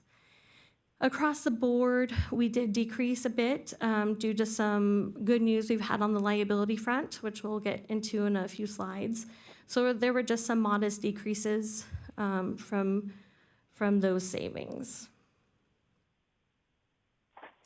The non-departmental has largely stayed the same from last time. This is just a detailed list of our kind of citywide expenses that don't really belong to a specific department. We have expanded our one-time use of fund balance. Finance had met with our interim city manager, Noah, to review through department requests to use one-time money. And we are ready to move forward on some of those items. So this list has grown a bit since we are able to work with the new city manager and departments on the needs for next year. So some of the increases, you'll see Police Measure U Fund would like to purchase some vehicles, radios, cameras for about $1 million. We're also proposing to use Measure U Fund balance for some salaries and payouts of about $1.5 million for police personnel. We've had some additions for fire from their Measure U, $170,000 for some cameras, station enhancements, hose replacements. We have $160,000 for a portable radio replacement for fire department. That is general fund, but it's the fund that they have from the AMR penalty fees. So it is restricted fund balance that is specifically for this purpose that they're tapping into. Some other items here that we're proposing to use fund balance for is the demolition and storage transfer from the city building on Juanita, which is across from City Hall. And then there is a proposal in the building department. We currently have a large contract with, I believe it's Wildan for services, inspector services, and permit technician services. We're proposing to bring that in-house and convert that $500,000 plus contract to 3 city positions. So we would need to use one-time fund money for the building department just to buy a vehicle and some equipment for a building inspector that we'd like to add. And then one final item for fire down at the bottom there is a new program that they would like to implement called Pre-Hospital Blood Infusion Program. Again, that's also would be funded through AMR for the startup, and then future costs would be minimal going forward out of the general fund. So we have expanded this list of one-time money to about $5.5 million. So with that, we were able to reduce our operating deficit from about $7.5 million to $4.5 million, which is very exciting. So we'll get into the list here of what helped make up that $3 million. So the biggest thing, which was really exciting, was the SAFER grant extension. So that was worth about $1.3 million. That will alleviate the general fund for 8 months. The personnel move of some police positions to using Measure U fund balance of about $1 million. The liability premium increase, the broker from Alliant had originally estimated about a 12.5% to 15% increase on our premium for next year. And they worked very hard and gone out there and thanks to our police department and all the measures they have put into place, our premium increase is gonna come in more about 4.5%. So that was a great savings. So we did implement that into the budget. He is gonna explain some other options of how we can reduce that further if we would like. But for right now in the budget, the decrease that we put in for tonight was just that reduction of the premium that increased from 12.5 down to 4.5. So that was savings across the board. And those liability costs get spread across departments, so it was a savings across all departments. Also, we realized when we were going back through all the liability costs that the city attorney did let us know a little while ago that he could bring down his estimate on how much litigation budget he might need for next year. And so we did put that reduction in the budget, so that's gonna save about $300,000. And then we did have a staff member in Public Works resign, so we are freezing that position as well. So that yields another $130,000. So these were the different items that we're able to get our operating deficit down to about $4.5 million right now. So implementing the $4.5 million into the projected general fund balance, We're looking at, so right now we have a 40% reserve of about 28 million. And now with using up only 4.5 million versus 7.5 million, we will potentially have only an 8% draw on the reserve and down to 32%. So it's still pretty healthy. Again, the standard is usually 20% reserve, so we're still would be at a healthy place even with the $4.5 million draw. So last council meeting, there was some questions of what the $3 million of the assigned fund balance is here on the second one from the bottom. So assigned just means that they're projects, that it's been allocated to projects, but we haven't completed those projects yet. So when looking at the detail, these are the major programs that make up that $3 million. Right now we have the kitchen grant program, so we have budgeted $1 million for that. I think there's a staff report, maybe last meeting or soon for that, but it hasn't been spent yet, and so that's why it's still just sitting in assigned. Also the facade improvement program, also has about $950,000 allocated for it. I know there's movement on that, but nothing has been paid out yet. The vandalism relief program, and then also the trash enclosure program, which I know Public Works is moving on, but it's not projected to be spent by this fiscal year. So this is just, again, a look back at our fund balance over the years. You could see that our fund balance started to grow a little bit after Measure U came into effect, and then during the COVID years where we benefited from large sales tax increases. We are starting to draw down from that, from the investments we're making with roads and different projects, so our fund balance is on the decline right now. And with the way the budget currently stands, we're estimating to have a fund balance of about $23 million in the reserve, which is about 32%. The other financial considerations on the horizon, we do have the trash enclosure partnership with CR&R. That agreement was recently signed. CR&R will write us a check for $500,000. So we weren't able to put that into the budget projections in time for tonight, but for the next budget adoption, that will be in there. So effectively, our $4.5 million budget deficit should go down to $4 million. There will also be a little bit from the Lamar billboard lease that was just recently approved. We'll include that in the June 23rd calculations as well, and that'll be about $40,000. So every little bit helps. We also do have a potential of the sale of the property, again, at Sanderson and Stetson. That's not anytime soon, but that could be on the horizon.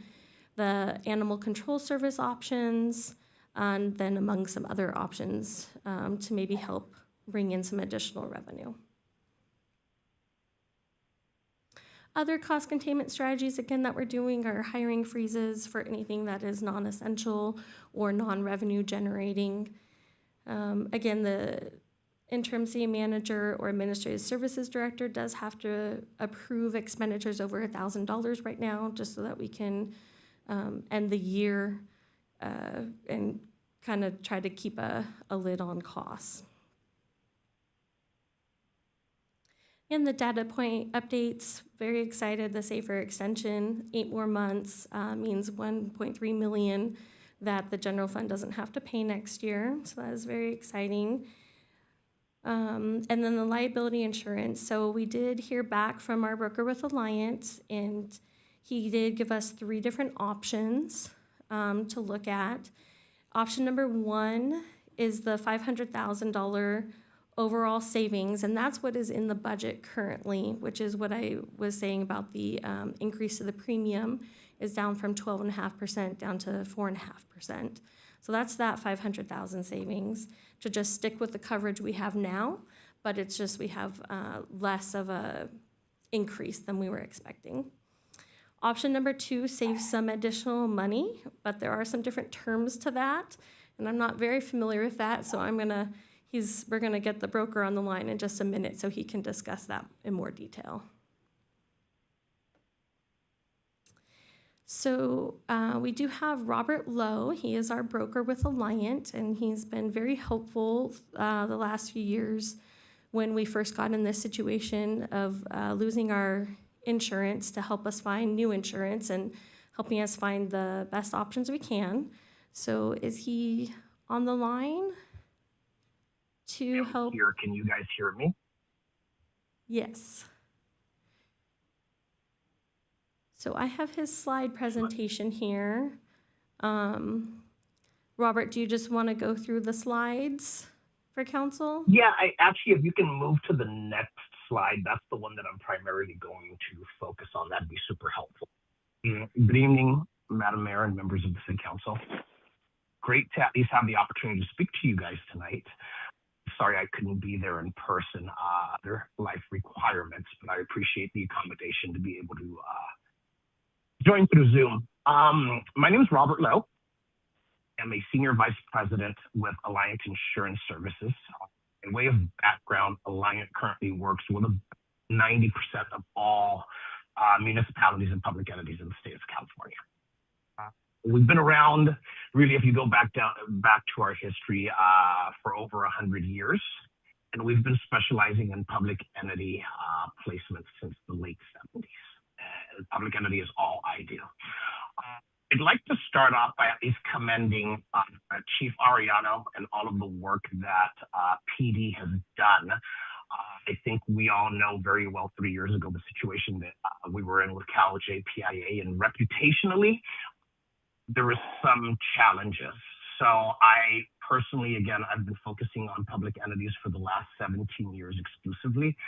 You've never seen more commitment and such a rapid turnaround in terms of how a PD department would implement things. So I definitely do think that a lot of the results that we have been able to come to this year and last are definitely a result of the work that's been put into the police department.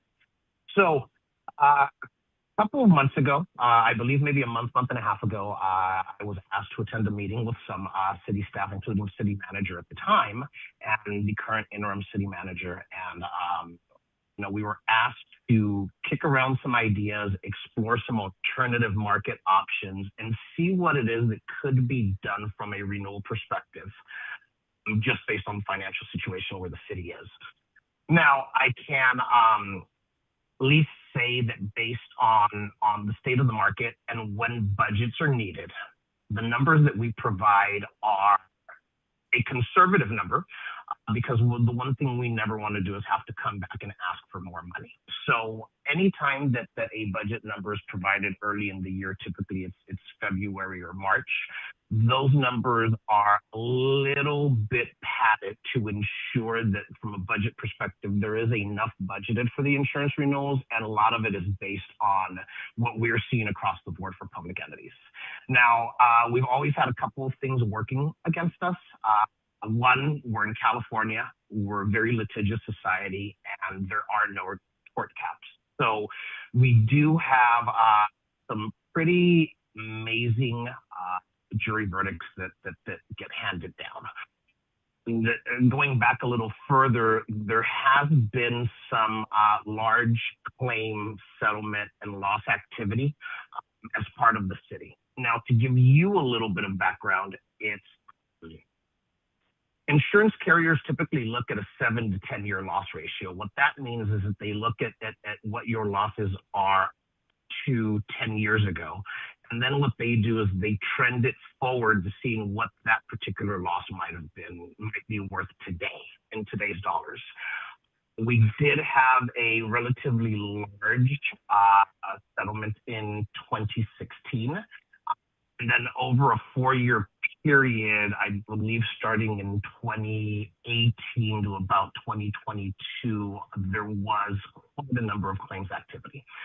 So when we started working with the city, we didn't have many options, and the process started a little later than it typically would.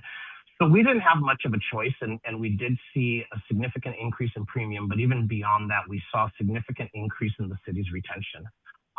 where the non-law enforcement retention went to 2 million and the law enforcement retention specifically went to 6 million.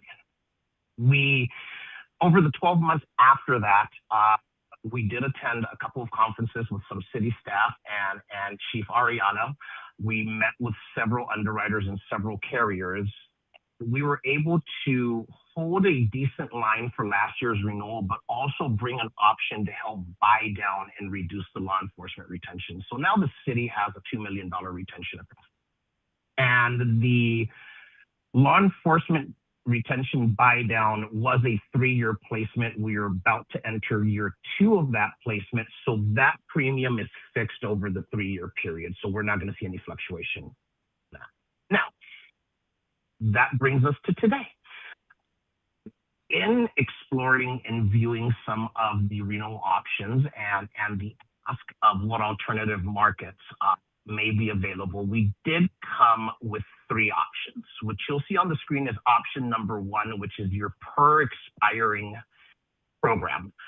The same carriers, same program as it was last year. It's your traditional public entity standalone municipal plan. Option number 2 carries a little bit of additional risk to it. What option number 2 is it's stretching that 3-year law enforcement retention buy down to a primary $8 million limit. We keep the $2 million self-insured retention. It's an additional 3rd year. The challenge and the risk with this placement, and I know that the savings may seem appealing, it's $945,000 below the expiring option, is that it only gives the city opportunity to potentially have 2 limit losses over the 3-year period. What that means, and for consideration in our legal landscape where we're at, is that over the 3-year policy term, the maximum amount that the carrier will pay in losses is $16 million, rather than 3 bites of $8 million or any combination of. So the challenge and the risk with this is that essentially, for lack of a better term, we would get 2 bites at the apple over a 3-year period. The concern with this one is we know that liability claims have a tendency of having a long tail. What that means is the incident that happens today may not get filed until a year from now, and by the time that everything goes through, we could be 3 to 5 years beyond the point in potentially having a bad year. It could expose the city to no longer having any limit in that primary $8 million, and then the retention becomes, instead of $2 million, all the way up to 10, right? Because that limit would be gone. Option number 3, which we frankly do not think is a viable option, but again, the ask was see what alternative markets may be willing to do and where we could come in and save money without the city taking on any additional risk, i.e. increasing the retentions, is what's known as an alternative risk transfer placement, commonly referred to as a swing deal. So essentially what that means is that there is a swing component. You pay a low premium on the front end. If you have 0 losses over that 3-year period, there is the possibility of a return premium. If you have losses that pierce the carrier's layer over that 3-year period, it opens the city up to an additional premium to basically reload those limits that ranges anywhere between 4.6 and 5.6 million on top of the upfront premium that would be paid for. It is taking on a lot of risk internally with the city and exposing a lot of taxpayer dollars to any possible adverse claim and settlement that may come in against you guys.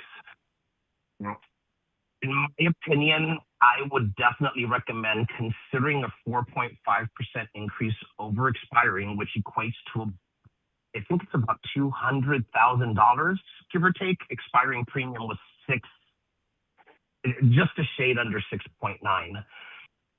it provides you with more stability without taking on additional risk and does not expose any additional dollars that could be at risk. On top of that, as I mentioned to city manager and Tiffany and the team, the long-term vision and plan for the city is that we get to a point where some of those large losses are 7 to 10 years, which means they basically drop off of the loss record and then ultimately makes the city a cleaner looking exposure, at which point we can explore either retention changes, potential reductions in cost, or even joining a JPA, something like a PRISM, where the city was a member of in the past. There is, if we're looking at maximizing savings, option 2 is viable. However, it does come with the risk of, if we have a couple of pretty bad years or pretty bad losses within that 3-year window, we know that the maximum amount that the carrier will pay is basically 2 bites in the 3 years. Option number 3, I personally do not feel that a potential additional $150,000 to $200,000 in savings compared to option 2 is worth taking on a potential 4.6 to 5 billion in additional premium and additional risk. Additionally, last point, the per expiring option, Munich, which is the carrier that basically sits above and around a retention buy down, has also offered $5,000, a risk control, risk management fund that the city can use to improve its internal programs. And they're also offering an additional $5,000 specifically for PD to explore and evaluate the use of benchmark analytics. Quick Cliff Notes version, Benchmark Analytics is a new data company. They've been around for about 5 or 6 years. They were established by data scientists from the University of Chicago, and essentially it's almost like predictive analytics. It takes about 1.5 years or 2 years to get all of the data out of it, but any report that any officer needs to submit post-shift, anything that occurred throughout their shift gets also routed into their system. And what it does is, after creating enough of a body of work, it can at least identify with about a 90 to 95% accuracy any officers that could potentially be looking at a serious situation within the next 12 months from when that report comes out. Now, the interesting thing with that is a lot of times it could be just changing their shifts, changing their beats, reassigning them to a different partner. Maybe they need more training, but essentially what it does is it significantly reduces the likelihood and the exposure of the quote unquote unnecessary extreme situation that ends up resulting in potential nuclear verdicts. So some options, I am more than happy to open it up for any questions that council may have at this time or clarify any of the points that I made. All right, thank you very much.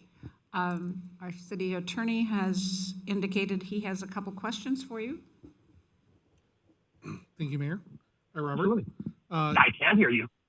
The question regarding the aggregate erosion, is that dollar for dollar based on actual losses?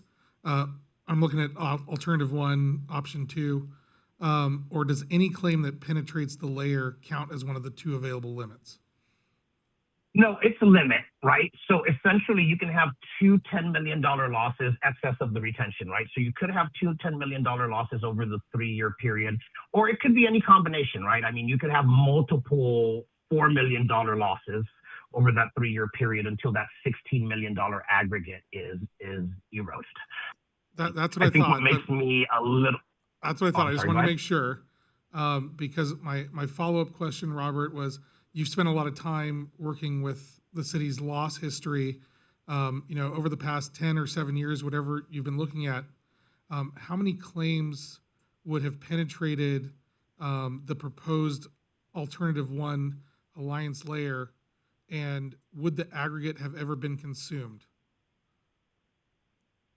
If we're looking at a 10-year period, no. Looking at the 10-year period, there are 2 years that came relatively close to potentially having exhausted the aggregate, 2 back-to-back years. And then there was a very significant loss about 9 years ago. Okay. But that's a bit of an outlier. That's what I understand, but you spent a lot more time with the data, so I just wanted to make sure. Thank you. Those are my questions, Mayor. No problem. Okay, council. I don't have any at the moment.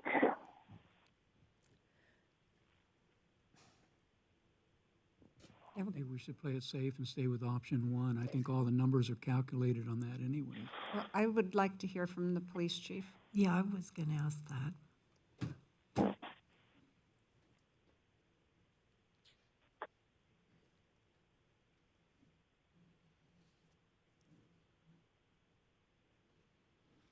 Good evening. Good evening. This is a tough one. I mean, of these alternatives, and I know you guys have done such a significant job eliminating risk in the last couple of years. And the large claim that I think we're referring to was actually That's a crosswalk? crosswalk over at West Valley. Yes. So it was That's not. what I understand. Okay. All right. Yes. So of these options, if it was coming out of your pocketbook, what would you select? It's a lot of pressure. Yeah, it is. But I did sit in the original meeting. I think Robert just asked, I think the city attorney just asked the question that needed to be asked. What does it look like the last 10 years? And then he said we had 2 years that might have got close, but we would not have went over. And I think I took that into consideration. And if it were me, I'd go with alternative 1, option 2. That's with how we were doing things in the past. You know, we're doing things much differently. We've put a lot of things in place to mitigate risk and liability. But that doesn't mean something can happen tomorrow, right? I mean, we don't know, but that'd be my choice. That'd be So my. are there, and I guess this is for both you and city attorney and city manager, are there any pending cases right now that have the probability of going over this SIR and blowing us out of the water? I think we have one case pending with this current insurance right now that happened July 4th, a couple years ago, but everything is leaning on our side as far as everything done correctly. We had the DOJ investigation and we got the report back and it's very thorough and I was very pleased with that report. I think that is the only one actually at this point. Yeah, so I have a third question for Robert before I answer this question. Absolutely. Robert, in terms of if the city council opted to go with alternative 1, which you've labeled option 2, and I'm going to keep saying both of them just so I don't get it wrong, would the claims that were incurred, or the data loss following July 1st, 2025, would those be included in that aggregate, or is it prospective only starting July 1st, 2026? No, it is including whatever was July 1, 2025. Okay, so post 2025. Because we're stretching, essentially, we're just stretching the 3-year. Additionally, the claim that Chief Ariano mentioned right now was July 4th of 2024. 24. So we didn't have that retention buy down in place at that time. Okay, will add. Go ahead. Sorry. Over a 4-year period, right? I believe that the city had a $250,000 retention in the JPA where you guys were members previously. From 2018 to 2022, there was $38 million of losses.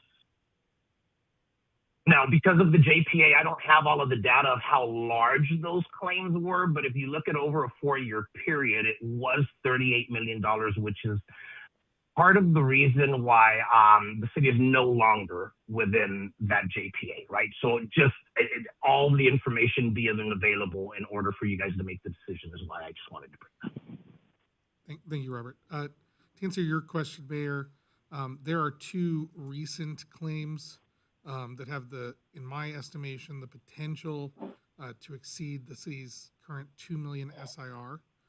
One of those is the law enforcement case that actually had several public speakers come talk to the council about. However, that was investigated thoroughly by Cal DOJ. They made the same conclusion that the city made, which was that liability is unlikely in that case.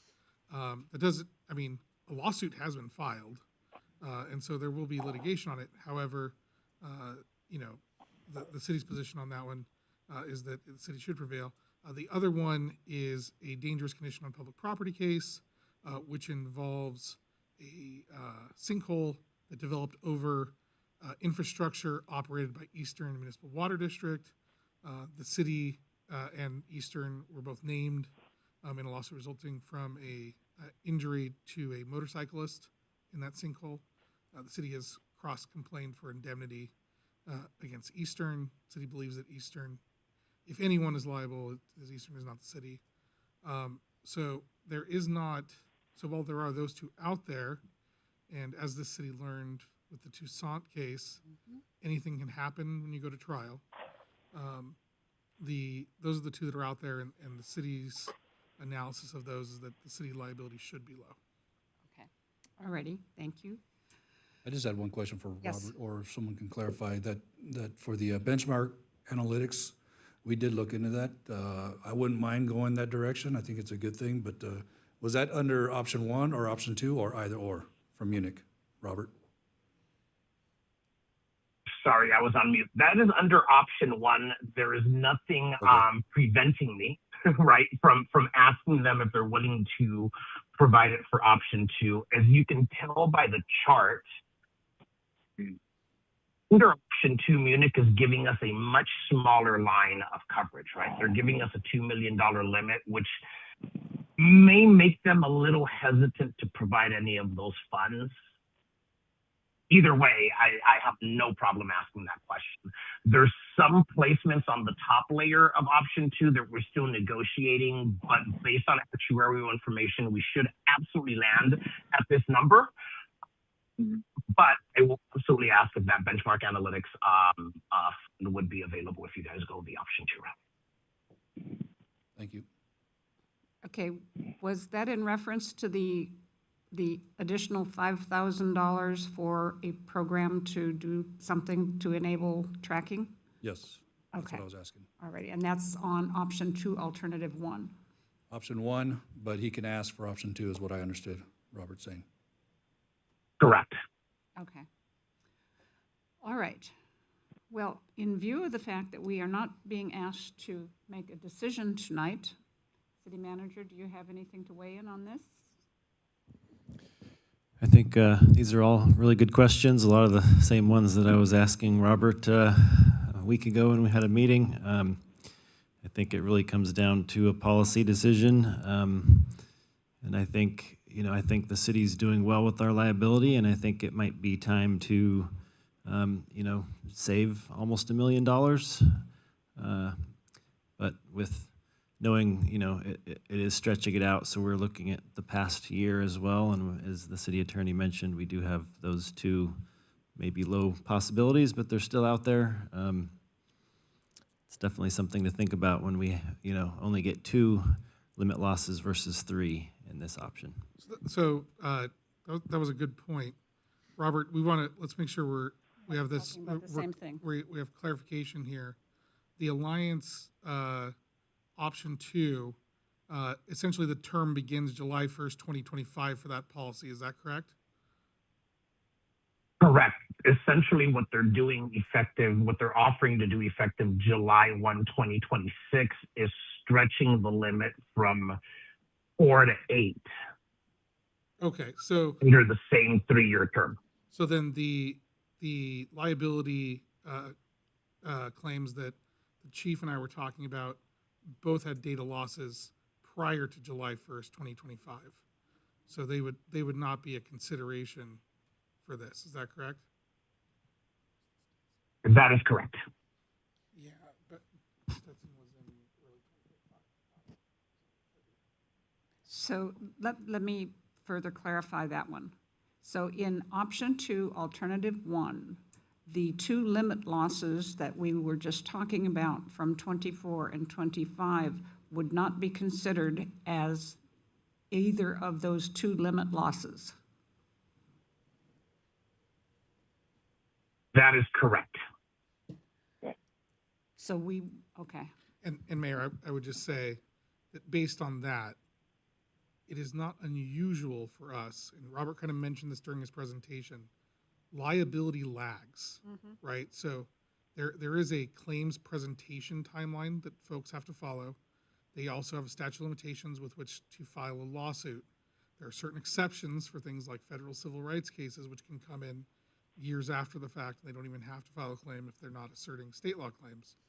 So it is not unusual for us here in the beginning, middle of 2026 to not fully have our heads wrapped around all the liability that may have been incurred over the last year. We may not even have claims filed for liability incurred in the first half of 2026. That being said, the police chief, risk, my office, the city manager actively monitor significant risk events. I am not aware since July 1st of 2025 of any significant risk events that could be triggered by this. And the chief may want something like that, or Noah may as well. Oh, I'm in the same boat. But like Stephen said, something could be pending out there that we don't even know, hasn't been filed yet, but I don't know of anything that I have no concerns since 2025. We know about use of force incidents that could potentially cause this kind of. Yeah, we'll highlight those, we'll set those aside, and we'll start working on them immediately. We'll notify the city attorney's office what direction we should go, so I have none of those at this point Okay. from July 1st, 2025. Manager? I concur. I don't think that we have anything that would go to that level Right. at this time. Could I ask Okay. a question? Yeah. So say we go with option 1 and we go through the year, normal, good old, no big claims, no nothing. And we're back here next year. How much less money do you think these options would present themselves if we stayed on course, stayed conservative, kept the wonderful stuff we're doing at the police department? Does being conservative help us next year with option 1? I professionally believe it does. And the reason why is the way that insurance carriers typically put up limit and charge premium is actuarially the way they look at things is try to determine in what time frame they can expect a limits loss or to pay the full limit of loss that they are putting up for you, right? A lot of the reason why we and the market is in the current situation where it was is going back to 2012, 2013, they were estimating and determining that they would experience a limits loss once every 10 years, right? So if I'm anticipating a $5 million loss every 10 years, then I divide up, I need to collect that $5 million over that 10-year period with a little bit of overhead and a little additional padding, but I need to collect it over those 10 years in premium. When we started seeing verdicts skyrocket and costs just go up, now the way that insurance carriers are underwriting accounts, they're expecting a limits loss once every 3 years.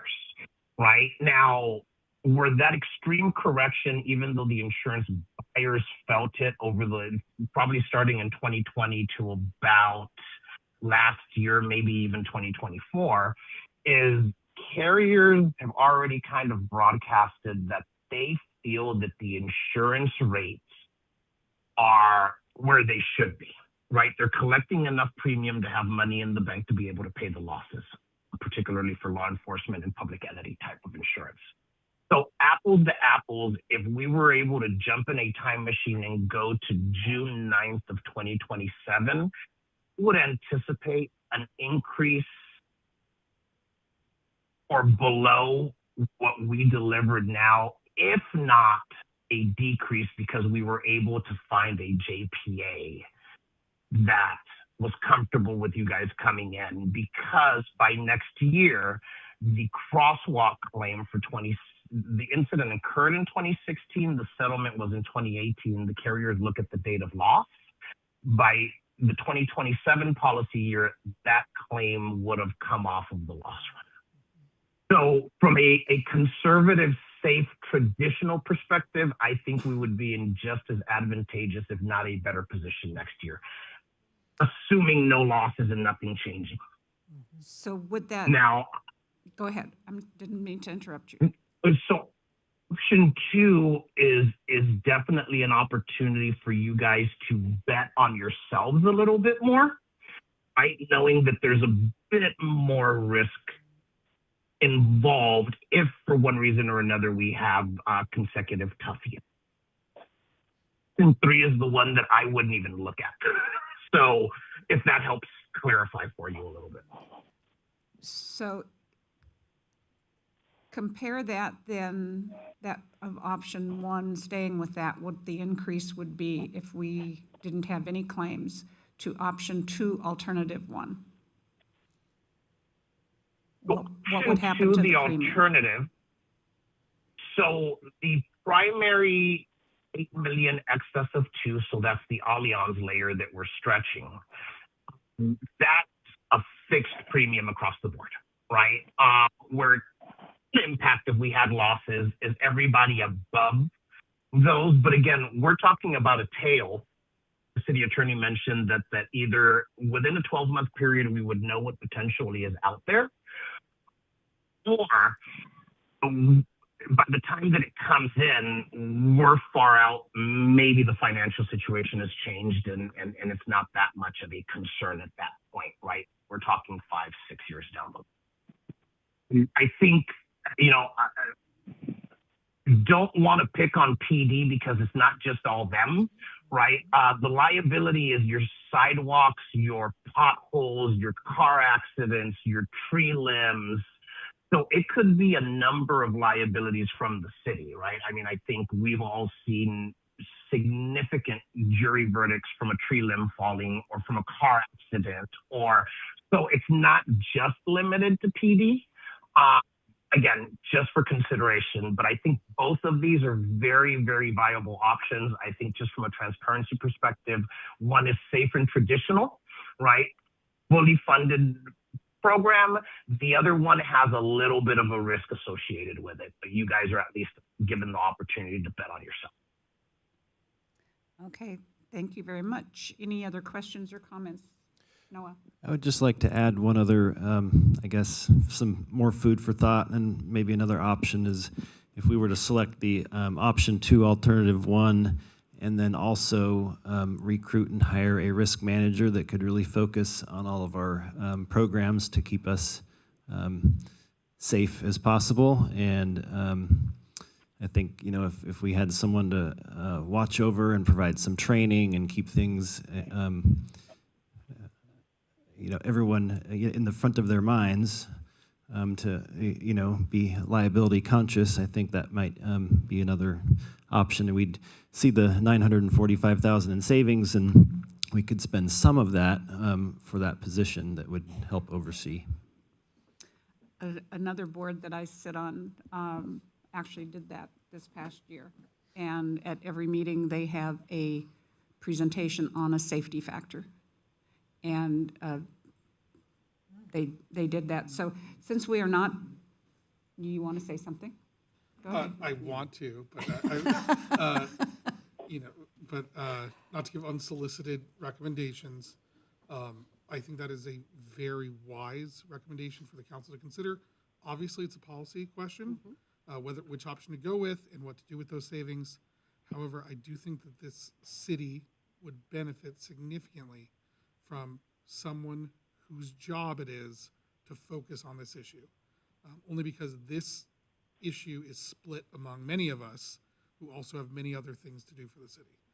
And it's important, and as we've seen over the last few years, it can really drive expenditures in the city. And I think, you know, to Robert's point about, you know, claims falling off, PD doing their absolute best to keep risk under control. I think putting our best foot forward when we go back into the market or we go to approach a JPIA, I think informing them that we have a dedicated and experienced and qualified risk manager would go a long way. Yeah, that's definitely a good idea. All right, well, as Insurance agrees.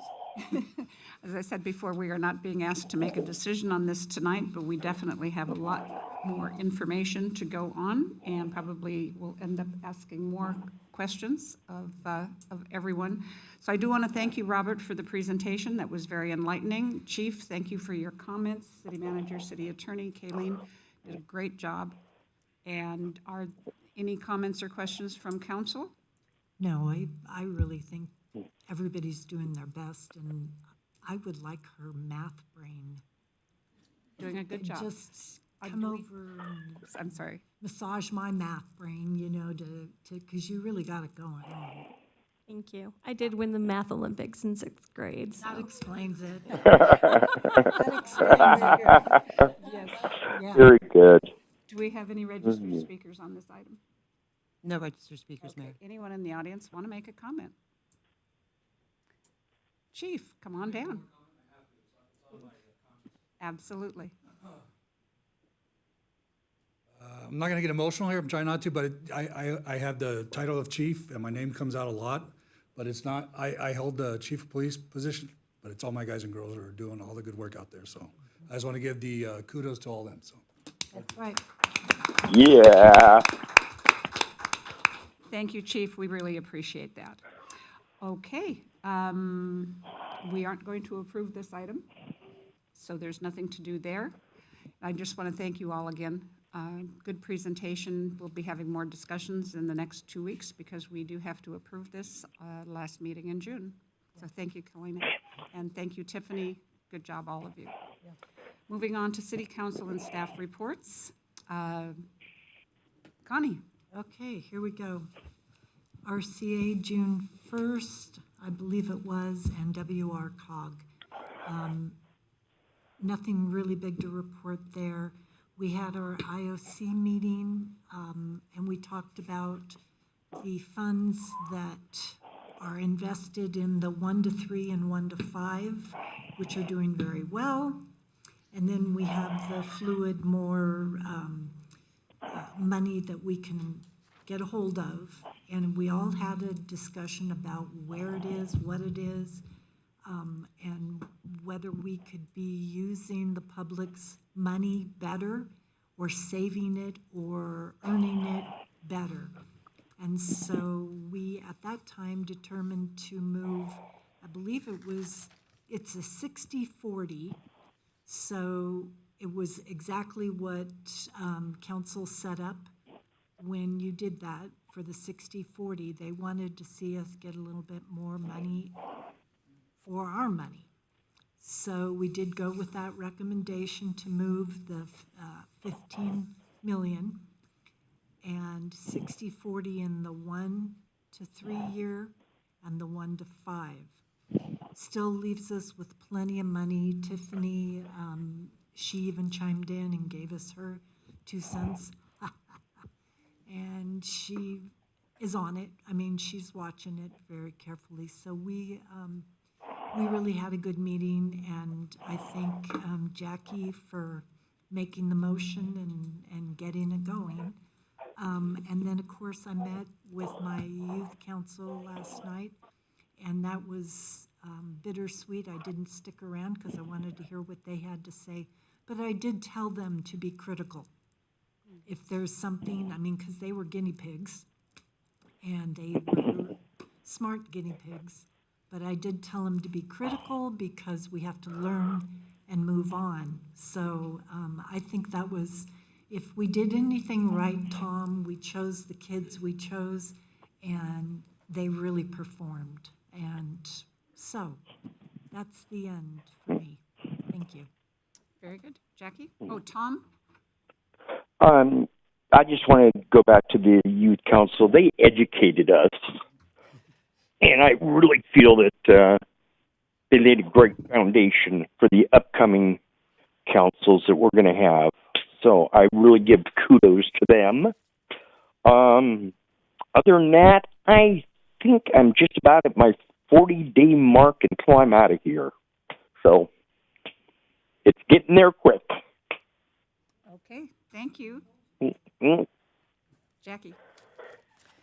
Okay, yesterday we had an arts and culture meeting, and we went over a new document that we want to institute for the Art in Public Places Program Overview and Application. It was a good meeting. We got a lot of input from different departments and ad hoc members. So we're going to tweak that a little bit, and at our next meeting, maybe we can finalize it and publish it to everybody that is interested in helping us with our public art, and for the developers that are going to be building, because now we have a stipulation that they have to contribute to our art in public places. So that was part of our meeting. We spent quite a bit of time on that. The Hemet 365 is up and running. Thank you, Jennifer. She told us that in the first week, it had over 300 hits, and that's really good. And there's not much on it yet, but people are interested in it. So this is a platform where you can advertise anything that you're doing. If you're a business, if you have like a special going on, if you're a nonprofit, if you're a church, any organization that has some event coming up, what you should do is go to www.hemet365.com and register your organization there. And then when you have things, for example, I just saw a flyer for the kids fishing tournament fundraiser. And I told the people that put that out, I said, this should go on Hemet 365. And the lady that's kind of running it, she says, oh, I didn't know about it. She goes, I'm doing it right now. So that was really good. So we're going to have another one in there soon. But it's a great way for you to advertise what's going on in the community. And it's a calendar for everybody to see what's going on. So they're looking for things to do in the valley. And now you have a place to go to see what's going on. So that was a great thing. Let me see if I had anything else. The mural is awesome. Everybody just loves it. It's so beautiful, and we just got all kinds of great comments from people in person and social media, and it's a really, really big hit.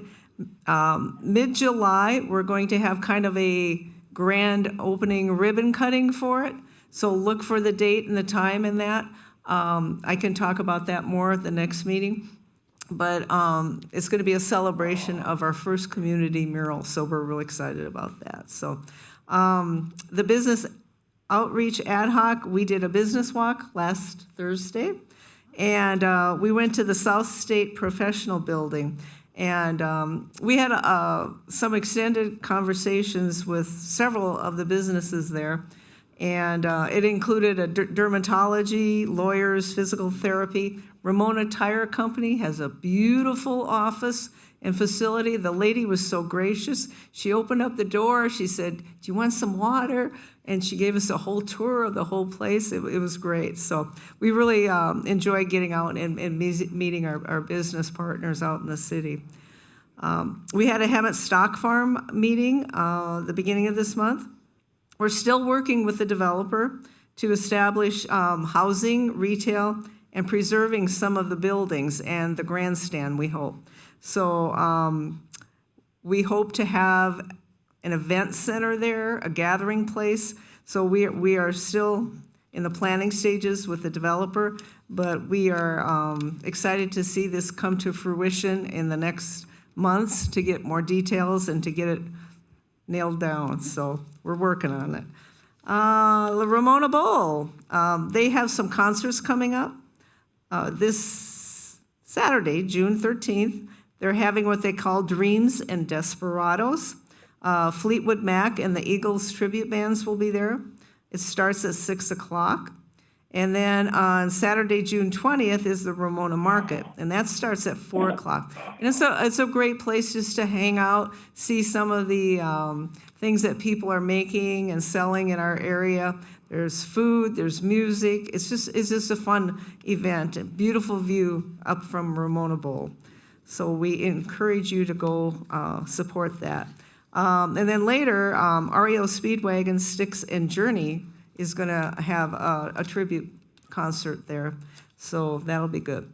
And I just want to take some time and thank the Ramona Bowl Board, and our mayor, Linda Krupa, was a big part of this, and the board and friends for the wonderful party that we had for our retiring city manager, Mark Prestwich. It was hosted up at Ramona Bowl. It was a very special night, and the community came out, a lot of city staff came out, and it was a great night. It was a great night. We all really enjoyed that. Mark had family and friends there, and he was just really touched by everything. So it was really, really nice.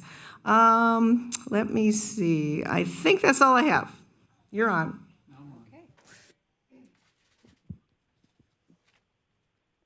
We had a follow-up meeting with the Hemet Kitchen Grant Ad Hoc Group and discussed 2 items for 2 restaurants that were left out of the grant process. It was in the city manager's office with the city manager and Ben Sandoval, our economic director. I also attended the Temecula State of the City, where Mayor Jessica Alexander spoke on public safety, infrastructure, and transportation, economic development, community engagement, and the future vision of Temecula. Moving on. And also attended the San Jacinto Encampment Quarterly Leadership Meeting, where several topics were discussed. Behavioral health and crisis response systems. The behavioral health and crisis response team were at their best. In this meeting, they gave the distinction between Home Connect, which focuses on housing, and CARES, which focuses on mental health and substance abuse. And they also spoke for the crisis, the Mobile Crisis Response Team, the MCRT. They expanded their hours from 24 to 24/7, and the county operates 50 teams from 8 a.m. to 8 p.m., while contract provider Sycamore covers the overnight shift from 8 p.m. to 8 a.m. for the homeless, and I believe that's just county only. And there were other topics. They had a new 800 number, 888-374-1113, and then a 686 helpline for community help members. This way you can get assistance through the 800 numbers. And they also spoke about legislative updates and new facilities. The new facility that they wanted to put in Hemet about 4 years ago is now being built in Mead Valley. This particular village cost $500 million to create the campus. It should be ready in January of 2027 and complete. And so they'll be sending homeless and people that need help out to this new facility in Mead Valley. What else? There's other things, but I'm not going to bring them up now. So I think that's it for me. Thank you. All right, thank you very much. I will report on the Hemet Library Board of Trustees, and the big thing is that the summer reading program is now in session, and it is called Plant a Seed, Read.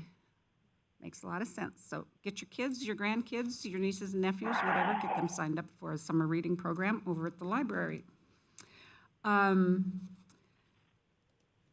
Let's see, whichever. RTA, Riverside Transit, we approved the budget at the last meeting in May.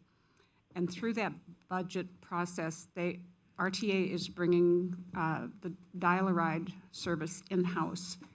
And that means they are hiring 60 community bus drivers, 4 operations supervisors, and 4 mechanics. So if you're looking for a job, go on their website, Riverside Transit Agency. They will be having job fairs, and they also have, I believe, the application online. What do I have? RCTC is tomorrow. I was in Los Angeles for the SCAG meeting last Thursday. We had a presentation and an update on the high-speed rail. It was interesting looking at the faces of all of the people in the Transportation Policy Committee as the presentation was very, very excited. The presenter was very excited because they expect to lay track sometime between 2026 and 2033 from Bakersfield to Fresno. Whoopee.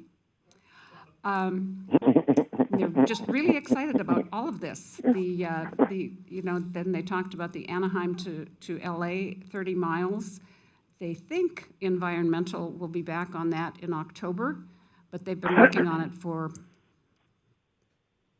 15 years.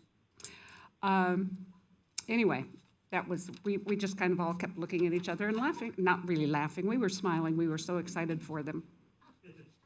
The other exciting thing, and Monique will be so happy about this, the Regional Council approved forming a subcommittee on the 7th cycle of the RENA to support the methodology and the allocation plan coming out from HCD.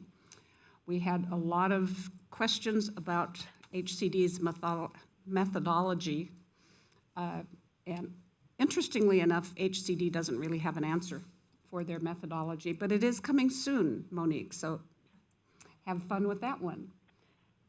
The other thing I do need to announce is that we are making a change to 2 of the ad hoc committees, and Councilmember Lodge is going to be moved from the Stock Farm to the theater, and I am moving from the theater to the Stock Farm ad hoc.